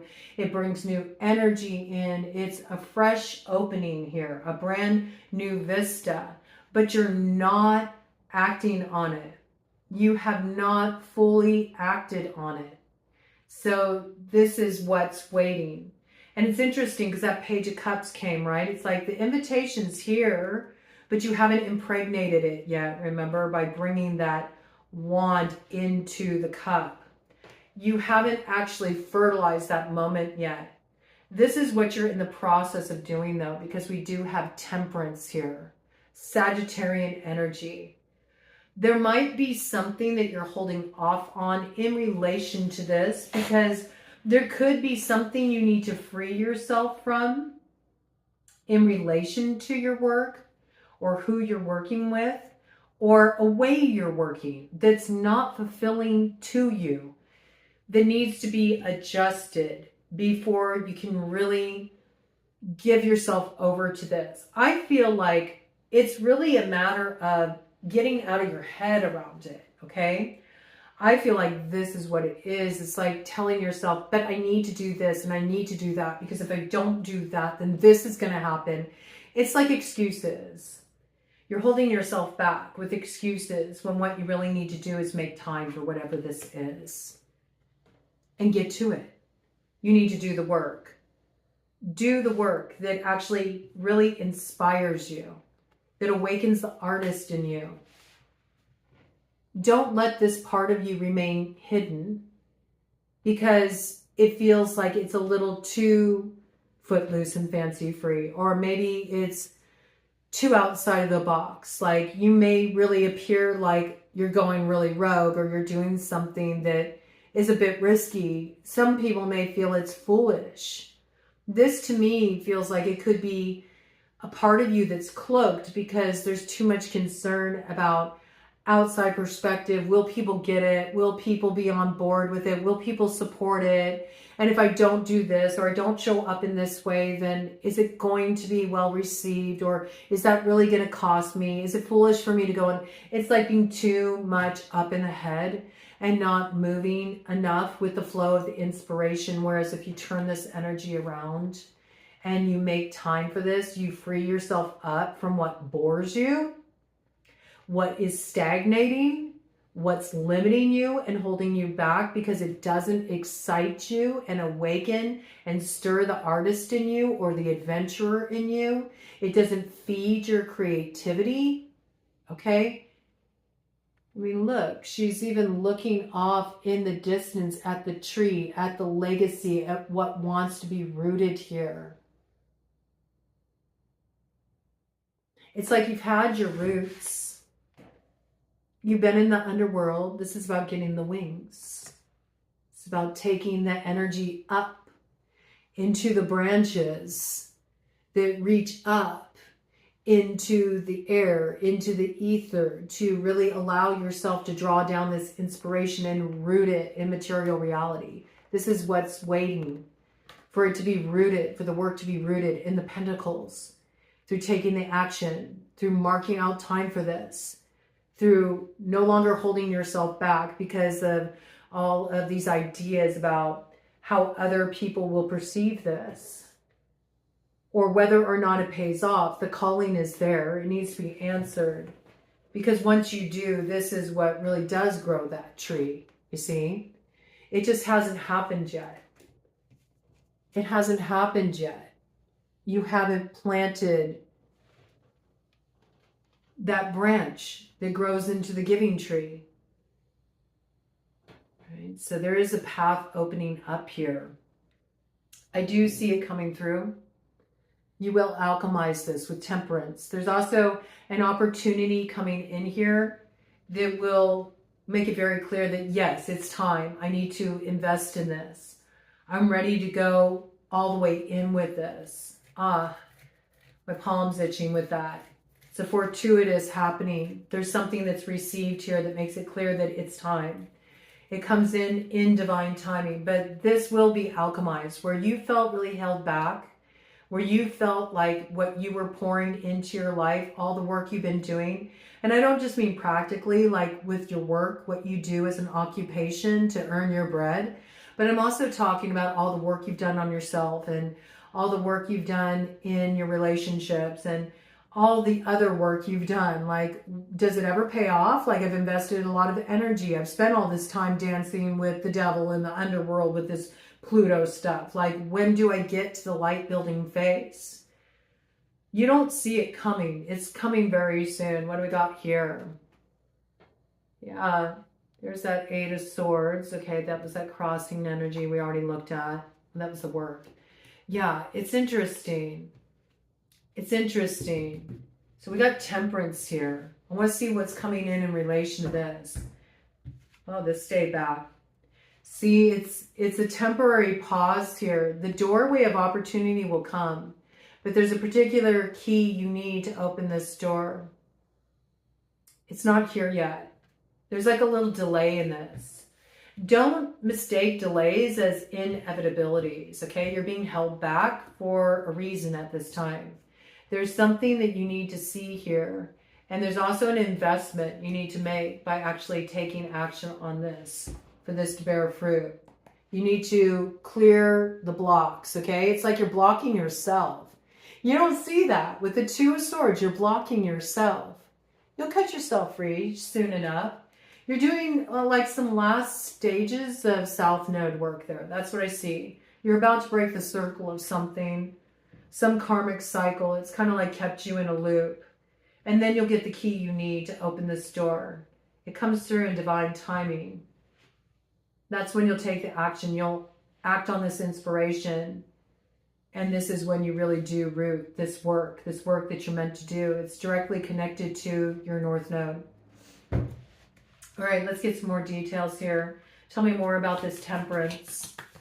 What is this energy that's coming in divine timing here in the cycle leading up to that ring of fire that arrives on the scene on February 17th, 2026. So something's going to happen. Somewhere in that time, you alchemize this and turn this around. It's just a delay here. I don't know, that really wants to come through. Don't assume delays are inevitabilities. We got a Page of Swords here. See, there's a strategy that you need to employ here. So I don't know why I'm getting this. It's like deferring instant gratification. You've learned a lot about the roots, right? So you know how important the foundation is. There's something that really has to be approached in a very strategic way about when it's time to fully step into this. The Devil. Dun, dun, dun. There's no chains here, though. There isn't. See, I feel like you're just in that stage where you're really waiting to rise. Remember, the rebirth of Venus doesn't come in until that new moon in Libra arrives on the scene. And then there's an understanding, like something is really grokked there, something in relation to the shadow that keeps you back from stepping into worldly power, where you see it in material reality. Something shifts there. It's just a little bit of a delay here. I mean, this moment's coming very soon. We got Capricorn energy there too. So I do feel like something is transformed, and it's evident by the time that Capricorn full moon comes in on the 18th of January. That's when you see your world transformed. But there's still some shadowy stuff to cast off here, to see through. It's more the ways that you hold yourself back and how you prioritize things, and really the necessity to get a strategy in play, that makes this a priority. Because I feel like you already got this vision. You've just been telling yourself why you can't act on it for one reason or another, why you don't have enough time. And if you have enough time, but it's just your time is currently divided between things that are making you feel really stuck, well, reorganize that. So it's coming through. Reorganize it so it builds the beauty in your life. Yes, and with that, what do we get? We get the Four of Wands. The fairy are very much in agreement with that. They say, yes, that's how you get to the culmination point in the fairy tale where you get the keys to the kingdom. See, there is alignment coming in here. Four of Wands, that is that sort of happy ending to this tale. Page of Pentacles. It's a brand new learning cycle with what you're stepping into here. I feel like whatever this is, this path that's opening up for you, there's pause. There's pause for many different reasons because it is really uncharted territory. You have never done this before. It does require you to step into more of an adventurous side of yourself. You have to take some risks. Whatever you're doing here, you're the innovator, okay? Nobody's done this before. I feel that, okay? There's something about it that does feel like you're going out on a limb. But the Pathfinder's on board with it, you know? The Pathfinder's like, yes, do it. This is the path. And I see the only thing that could hold you back in relation to this is like too many cooks in the kitchen. First of all, I got that. With the full energy, that's a very independent energy. So I do feel like you need to really step into this on your own. There's something about that that's very important for you. And it's also about knowing the right time to share something. So you might need to really nurture this quietly, whatever this is, this path that's opening up. We do have Aries, Aquarian energy connected to this too, coming in, right? Yes, invest in it, okay? It will require you to learn new things. You're going to learn a lot from moving in this direction. Any further details about this? I like that it comes to a culmination point, though. It's the Four of Wands. That's a very positive energy. It's got fairy blessing around it. The fairy are presiding over this. In fact, I'm just noticing this fairy here looking down at this celebratory moment, okay? If you invest in this, it will bear fruit. And it's quite a tale, too. You'll have quite a story to tell. Coming into alignment with something. Can we get some details about what we're coming into alignment with here? Oh, wow. The well. The deepest well of Danu. Whew. All right. This is a deep, deep dive, but it's a deep dive into a creative process is what it looks like. Something that you're really meant to step into here. It feels like it's in relation to your work or your art, something you're crafting here. And it's something whose time has come. I really feel this. I think this is time to really get out of your head about something. You already received the call, and it's time to really prioritize working on this. And maybe allow it to germinate, you know? Don't share it with others. Nurture this within yourself. There's something that's really healing about this process too, because with that deepest well of Danu, not only is it a wishing well that brings about all the waters, all the creative waters, all the nurturing waters that makes everything grow, right? That brings that richness to the land, that also feeds many, but there's also a part of that that's very healing and integrative for you. So I think there's something about this. It's kind of coming through as, let this be very special for you. All right. And maybe be at peace with deferring instant gratification with this. Stop viewing it as being blocked or held back. It's just that you're deferring some instant gratification so you can really let something develop and reveal its magic and potential to you. There's some celebratory point here, though. There's an arrival point here. There is a celebration. There's something you will celebrate here. It's like the keys to the kingdom. Bottom of the deck, Justice. Wow. I mean, beautiful energy. It is your sword in the stone. And by the looks of it, you have the right touch to be able to pull that sword from the stone. Not even needing to use both of your hands, right? It's time to step into this storyline for sure.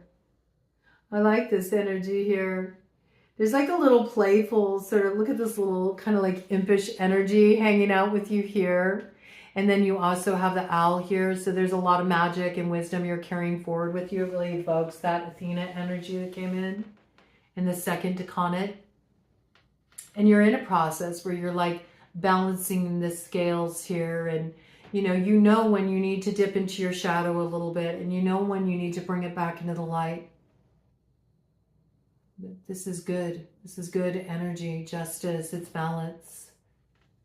You'll find the balance here with this. And it also it's your blessing. It's your justice to activate this. So do make some time for this. I'm so curious to see what the goddess archetype comes out for this. Yeah, we got 7 of Wands here. Okay, so I do feel like this is more coming out in relation to this particular energy signature for this Decanate, as you need to really understand what's worth your investment of time and energy. This is about blocking out your time and schedule for what matters to you and what gets you where you want to go. Not allowing yourself to take on things that take up your time and your energy that you don't want to focus on, okay? There's a need to shift that with the 7 of Wands. This should have a priority. I really feel like you're getting a strong push here to come on, it's enough time, kind of hanging out here. You can get on this, heading toward your North Node as soon as you free yourself from what you're finding a chore or a bore, like it's time to get in the coach that goes to the ball. Get it going, man. And that's how it's coming through. Yeah, Queen of Cups. You already have the vision. So it's time to nurture it. It's really time to allow yourself to take up that cup and let it nurture you. There's something that really opens up a part of you that's been closed down for a while with some heavy stuff you've moved through. But I like it. It's your justice. And it will fill your cup. Beautiful energy coming in there. Right? Just don't hesitate to act on this. It's an idea whose time has come. And if you feel like, Broad, I haven't had any idea come through for me yet. I have no clue what you're talking about. Oh, it's coming. It's coming soon. You'll know what it is by that new moon in Libra. All right? It'll come through in perfect timing, and it will be a blessing. Or there's something that will really signal that you got the support to really make it happen too. There's some kind of blessing coming in here in relation to this. All right, let's get the goddess energy for the 3rd Decanate of Libra. This energy expression that all of the collective is moving through, feeling boxed in where we're wanting that expansion, feeling the limitation, feeling like we're being denied or restricted from experiencing certain blessings or ability to move forward in ways we want to, encountering the frustration around that. But we know it's about to get a whole lot more beautiful, and things are about to become more cooperative when we got Venus coming back in with that new moon energy. So I like it. Okay, there's some good things that are brewing here. There's challenges, but there's good things brewing too. So let's see what goddess energy is kind of archetypally presiding over this leg of the journey as we're leading up to that Libra new moon, and what will connect us with that Stargate ultimately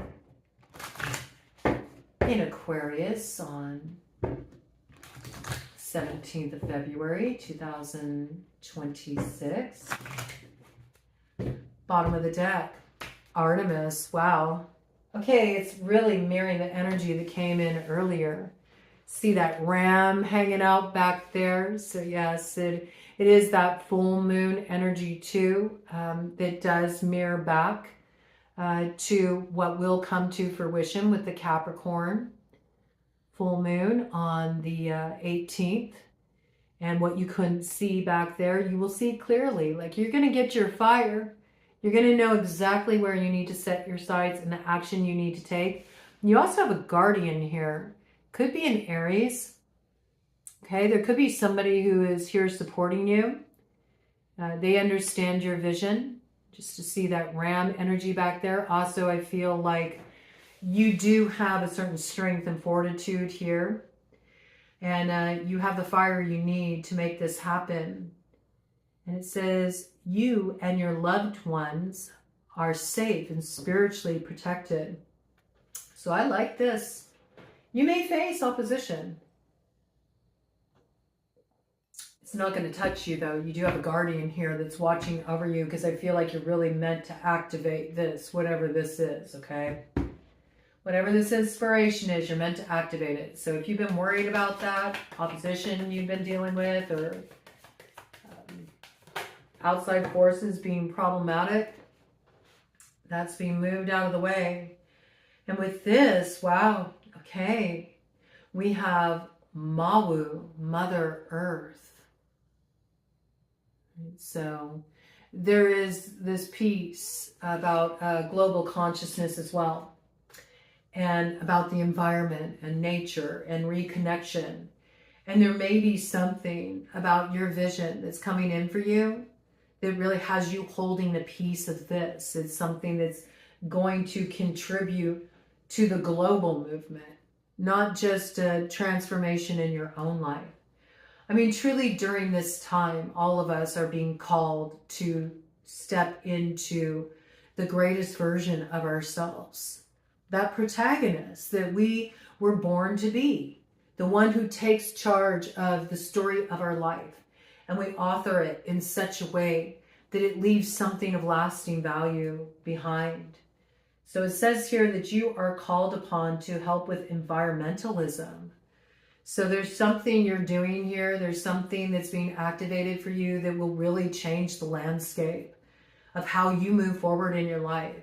There's something you're contributing here. There's something you're stepping into here that doesn't just change your life. It changes the life of others around you. It changes the environment. There's something you're contributing here that is really getting rooted, that has you holding your piece of the purpose that you arrived on this earth to enact at this point in time. And you may think, well, wow, that sounds really lofty, but it really is true. It is that important. It is. You'll see. We're all waking up to this. Like, what is our calling? What are we here to do? What are we here to step into? That's what the Aquarian age is about. We get to decide to be the change. We get to decide that we want to really transform this environment that we're all living in. We want to make it a better place for all of us. And so this is really leading that charge, potent energy, but so much indication, right? Get back to nature, connect with the earth, and also allow yourself to receive that support, because when we look at Mother Earth is the sustainer, the provider. And it really is true. The more you connect with the earth, you will see, the more you receive. Where you do feel blocked, where you do feel like you don't have what you need, there isn't enough, and it can make you go more into a consciousness where you're grasping at straws, or you feel like you got to hold on to things because you're never going to have enough. The more you connect with the earth, I'm telling you, the more that you're going to see materially you are provided for, the more you will feel supported, and the more you will trust and be able to receive those supports that want to come in for you. And the sources they come from, okay? There's something that's really blossoming for you at this time. But be patient, right? As you're starting to open up to this. You've been tight in the bud for a long time. You've had to be real strong, real steely, real tough for a long time. So as you start to open up, just be patient with the process. You're just getting started, all right? Be patient with yourself. Be patient with the process. Don't give up. Okay? Because you're not as held back as you think you are. You're closer to where you want to go than you realize, and you'll see it. That arrival point you've been waiting for, the keys to the kingdom you've been waiting for, you'll see. They're just on the horizon. It's going to come through in perfect timing. The blessing is already here. Cut of the deck. What do we got? Soulless bodies of water. Okay, so spend some time near the water, such as a lake, river, or the ocean, to recharge your batteries. Also for a point of self-reflection. Okay, connect with the water for purification. And again, Kuan Yin, compassion. Okay, be gentle with yourself. Be compassionate toward yourself. Be compassionate toward others. We're all going through a lot of changes collectively. And so this is just giving everybody a little bit of room as they're rising up out of that mud and muck to open up to these new experiences and possibilities and new ways of seeing ourselves and each other, okay? Release judgments about yourself and others and focus on the love and the light within everyone. It's a stretch at times, I know, but it's possible. It's possible. Okay, let's get just a medicine card for all of us here. So we're moving through this territory. Bottom of the deck. Koka, foresight, coming in with the energy signature of 9. Yes, the unpredictable energy. The unpredictable energy of Mercury, Uranus, those curveballs we get thrown. Anticipate that there will be curveballs. Anticipate that as you make your way up to your North Node, there will be challenges. Anticipate it. And where you can practice foresight and you can put certain strategies in place for what you might come up against, wonderful. And where you can't, just trust in the wisdom you've gained up to this point and how your metal's been tested, that you'll be able to respond to it perfectly, spontaneously. And don't waste a bunch of your energy worrying about it, feeling anxious about it, because that's going to prevent you from actually taking action that can get things set in motion here. I'm just going to get one card for us here. So we've been going at this for quite a bit. And I do hope to release this tonight. I'm hoping to premiere it Saturday night. Probably will come out in the small hours, but that's okay.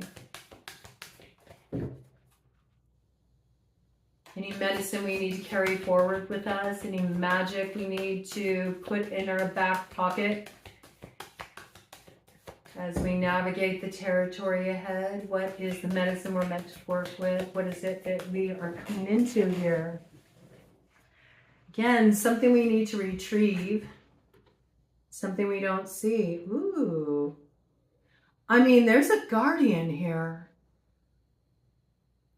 There's a guardian here. South Node energy is what we're transforming here. South Node energy. And it's also coming in with Mercury. So yeah, see, there's so much that's like communicating, those echoes that are communicating from the records we all hold within our roots, within our DNA. There's so much that is really surfacing there. And there is a lot we're integrating here as we're transforming everything that has held us back from truly stepping into our destiny. But with Palo Santo here, coming in with the number 55, this is in a state of flux. The time to rise will come. There is the Wheel of Fortune energy here. Again, Sagittarian energy. So I feel like there's a real turning point here in Sagittarius season that comes in, where everything really shifts. This is when we start to get some momentum. And in this passageway where we are right here, right now, preparing to rise up into that new revolution of energy, coming into our lives that carries us forward on the road toward that destiny. We have protection here. There's a guardian here. You might even be connecting with a guardian that's helping you understand what needs to be purified. This could be activation of your avatar here. You might want to work with Palo Santo. Do a little smoke cleansing, could be very beneficial. Or even just, you know, using Palo Santo as a way to connect with a little journeying medicine, you know, do some meditations. Go down into your roots, you know, greet your guardian. Work with that medicine a little bit. This does feel like something's happening spiritually here where you're working with some kind of guardian that's guiding you through this passage of the journey. There's something you need to handle quite adeptly here. So you are earning your chops, and we know you're diving deep too, especially with that third decanate. You're diving into that deepest well of Danu. So this is an initiatory process too. And there is a guardian watching over you as you go through this transformation and these changes. Okay. Good stuff. One more thing. Let's get the angels and imps out here just to see any alchemical work that is necessary or what we might be facing right here, right now, that needs transmutation as we step into all of this. Let's get a little alchemical guidance here. Let's see what those sorcerers have been up to. What are they throwing around out there? What have you been throwing around? What do you need to conjure up? What are you dealing with here on an alchemical level? Let's have a look through that lens. Just to cap this off and close this out. 2:10:44 on the clock. Yes, there's alignment coming. With the Wheel of Fortune, it's going to turn in your favor. There is something that is going to be rooted here. There's a manifestation that's coming through. There is an alchemical moment. You do rise above the challenges of the past, what has held you up in the South Node. You do move up into the North Node. Again, I feel like it really does come in Sagittarius season. So there's a lot of groundwork to do in the meantime. I think the message is get to work. Start laying down that groundwork. It's time to put the boots on. Fall is a time of following through. We're not at winter yet. It will not be winter until winter solstice. So it's time to follow through with those visions. Start investing in them. Start doing the work. Do what you need to do to get yourself in the position where you can have that arrival point where you can enjoy the celebrations of Yuletide. Okay. I do think there is some kind of indication of something to be celebrated that does arrive with winter solstice that you're going to be reflecting on. Like a checkpoint moment, you know, where you just think, you know what, I did that. Just enjoying that and sort of dreaming up more to come, more to step into. Or the next step, perhaps. Okay, let's check it out and see what we got to cap this off. Bottom of the deck, High Priestess. She's coming out upright. I like this. Success. And I think you got full clearance in spiritual court there too. Okay, so the priestess makes all things sound. The magician makes all things sound. This is good. You're wielding your power wisely. And there could be those of you that are conscious of that. Like there's still some stuff I'm sorting through. So I'm not ready to fully take the action yet because I want to make sure that when I take that action, I take it with clarity. And that I wield my power wisely because I understand a priestess, a magician makes all things sound. And that carries the weight of responsibility. What I set in motion here matters. So I like this. Looks like you got clearance in spiritual court here. And there's a lot of indication of protection as you rise up into this, whatever this is. So you could be sharing some knowledge here too from your deep dive or a particular gift or empowerment you gained during that time. And it's also an indication of the foundation of it. Priestess, magician, you need to make all things sound. This is the decanate, you know, closing out with that third decanate. This is the energy of that culmination point. It's when we wash up on the shore and the bardic path opens, and you're meant to step on that into that Merlin signature. You're meant to step into that energy of the high priestess, the magician, the empress, the emperor. It's just beginning there.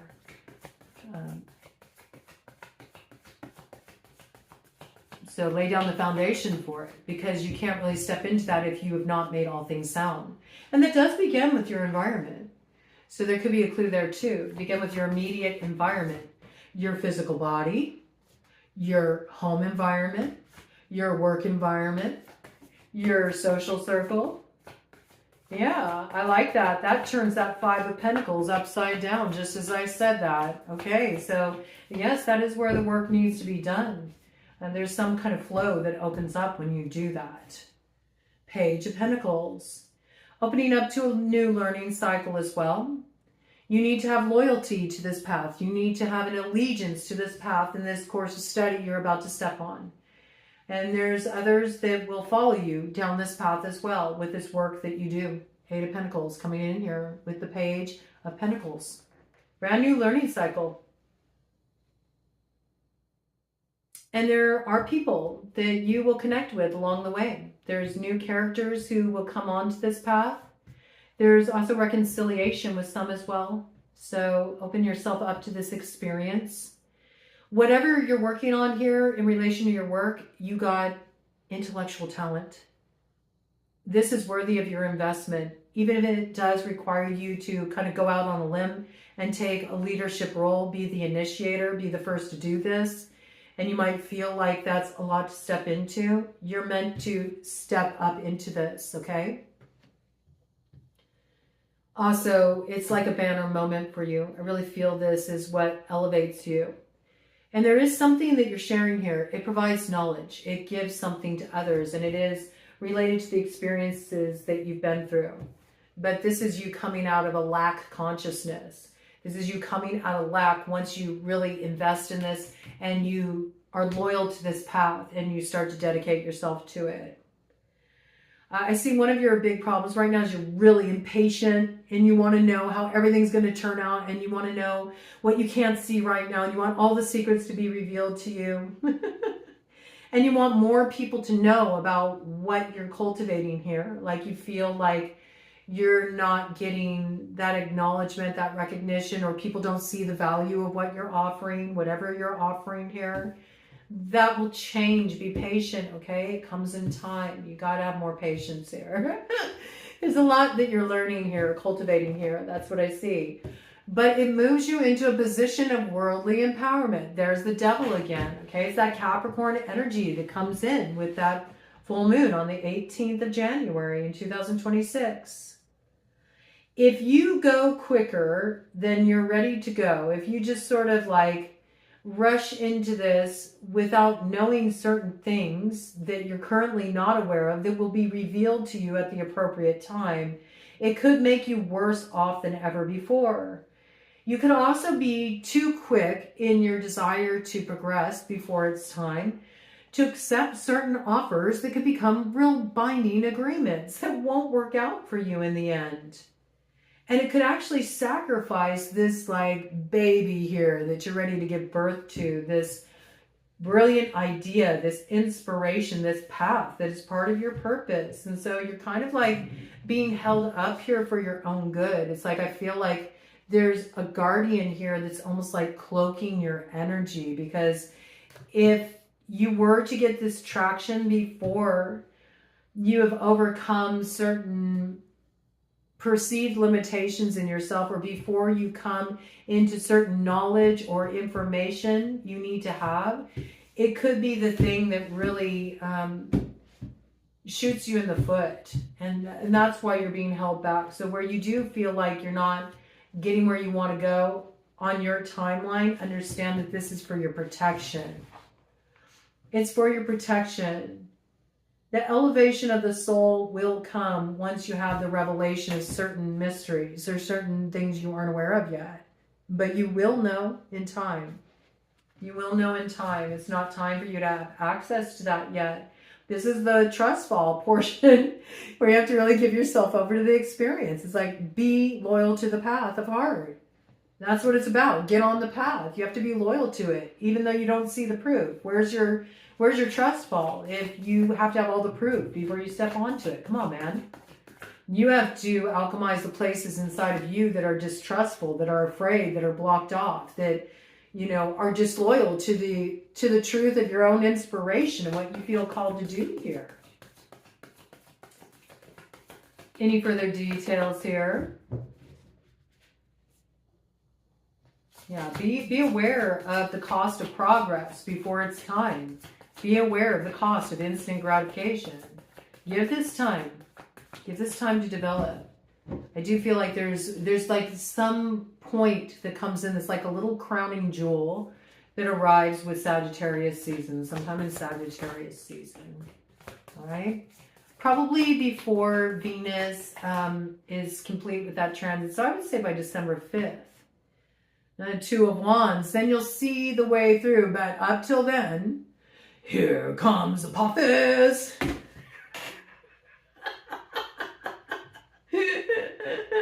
You do have a nemesis, you could say, that wants to blot out your sun. But you're going to open this road. Okay? There's certain things you need to discover here, though, that will really crack the code on the past and the future. And what you discover here will make you even more intelligent and rather bold. And it's going to throw this Apophis character for a loop, all right?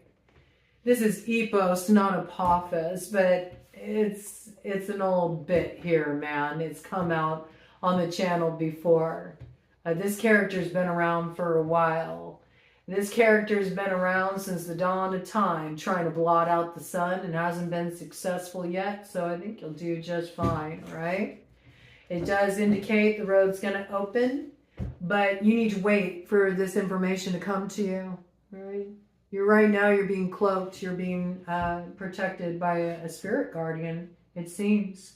You're being spiritually protected from what could, you know, get you into some kind of binding agreement that would steal this moment from you. Okay?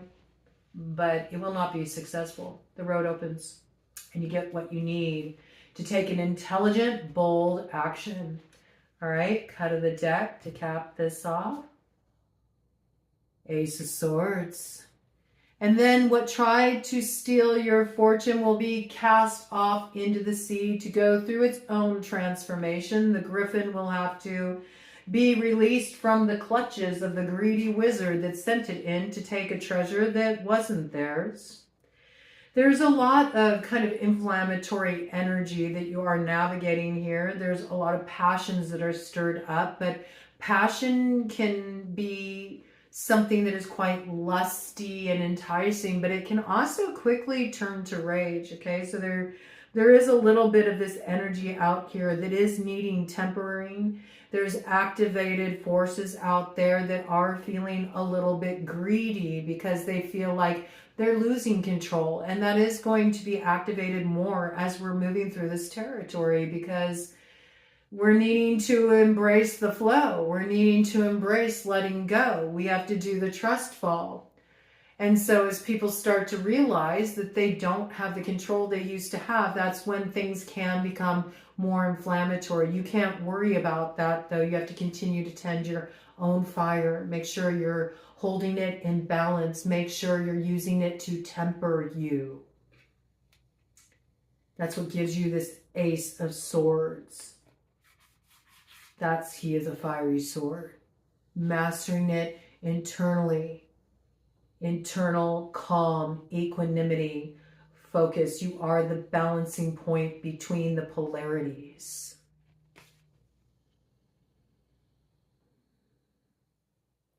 But there will be those who do try to seduce. So do be aware of that, okay?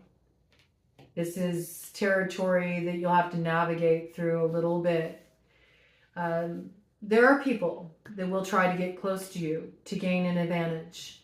And it is something necessary that must be acknowledged in the world that we are moving through. It's not helpful to not look at the more shadowy side of nature, to not look at the underbelly that's operating in society, okay? There are greedy energies out there.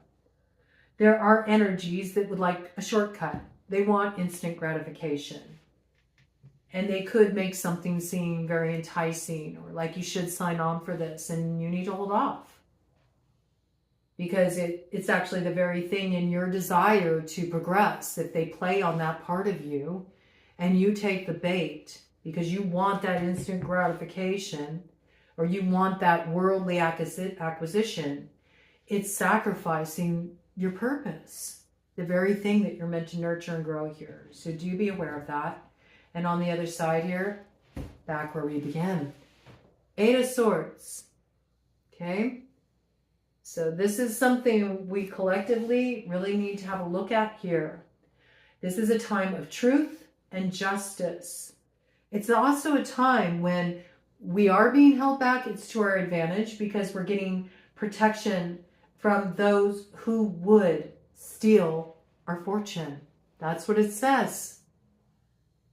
So this is the time to not view this as being in a position where you're blocked. It's more you're being protected. There's something you do not see yet that you need to see accurately. You're not being held back. You're being kept in a place where things can unfold in a proper timing so they won't be intercepted by those who have not done the work and just want to receive the spoils of what you have toiled to bring into being here. Okay? I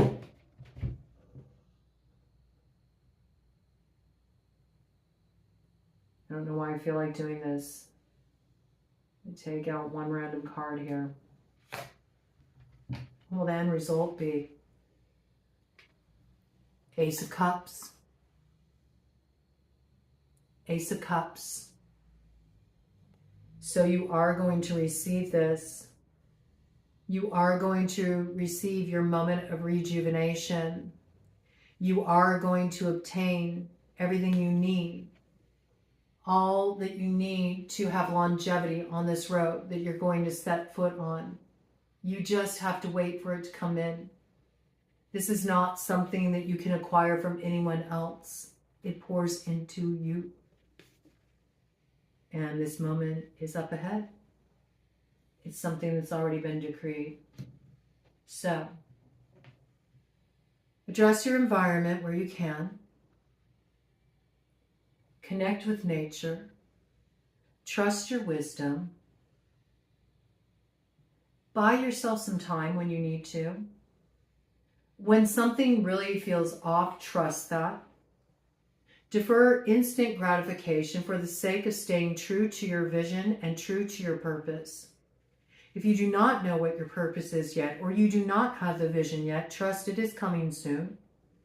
And know that sometime in the lead up to truly stepping on that road of destiny with that stargate that comes in with the ring of fire in Aquarius on the 17th of February, 2026, you will have a moment that gives you a little sign of what is to come, a little moment of something to celebrate that does confirm you are on the right path that comes in Sagittarius season. A blessing from Jupiter in Cancer, with more to come. All right. Godspeed.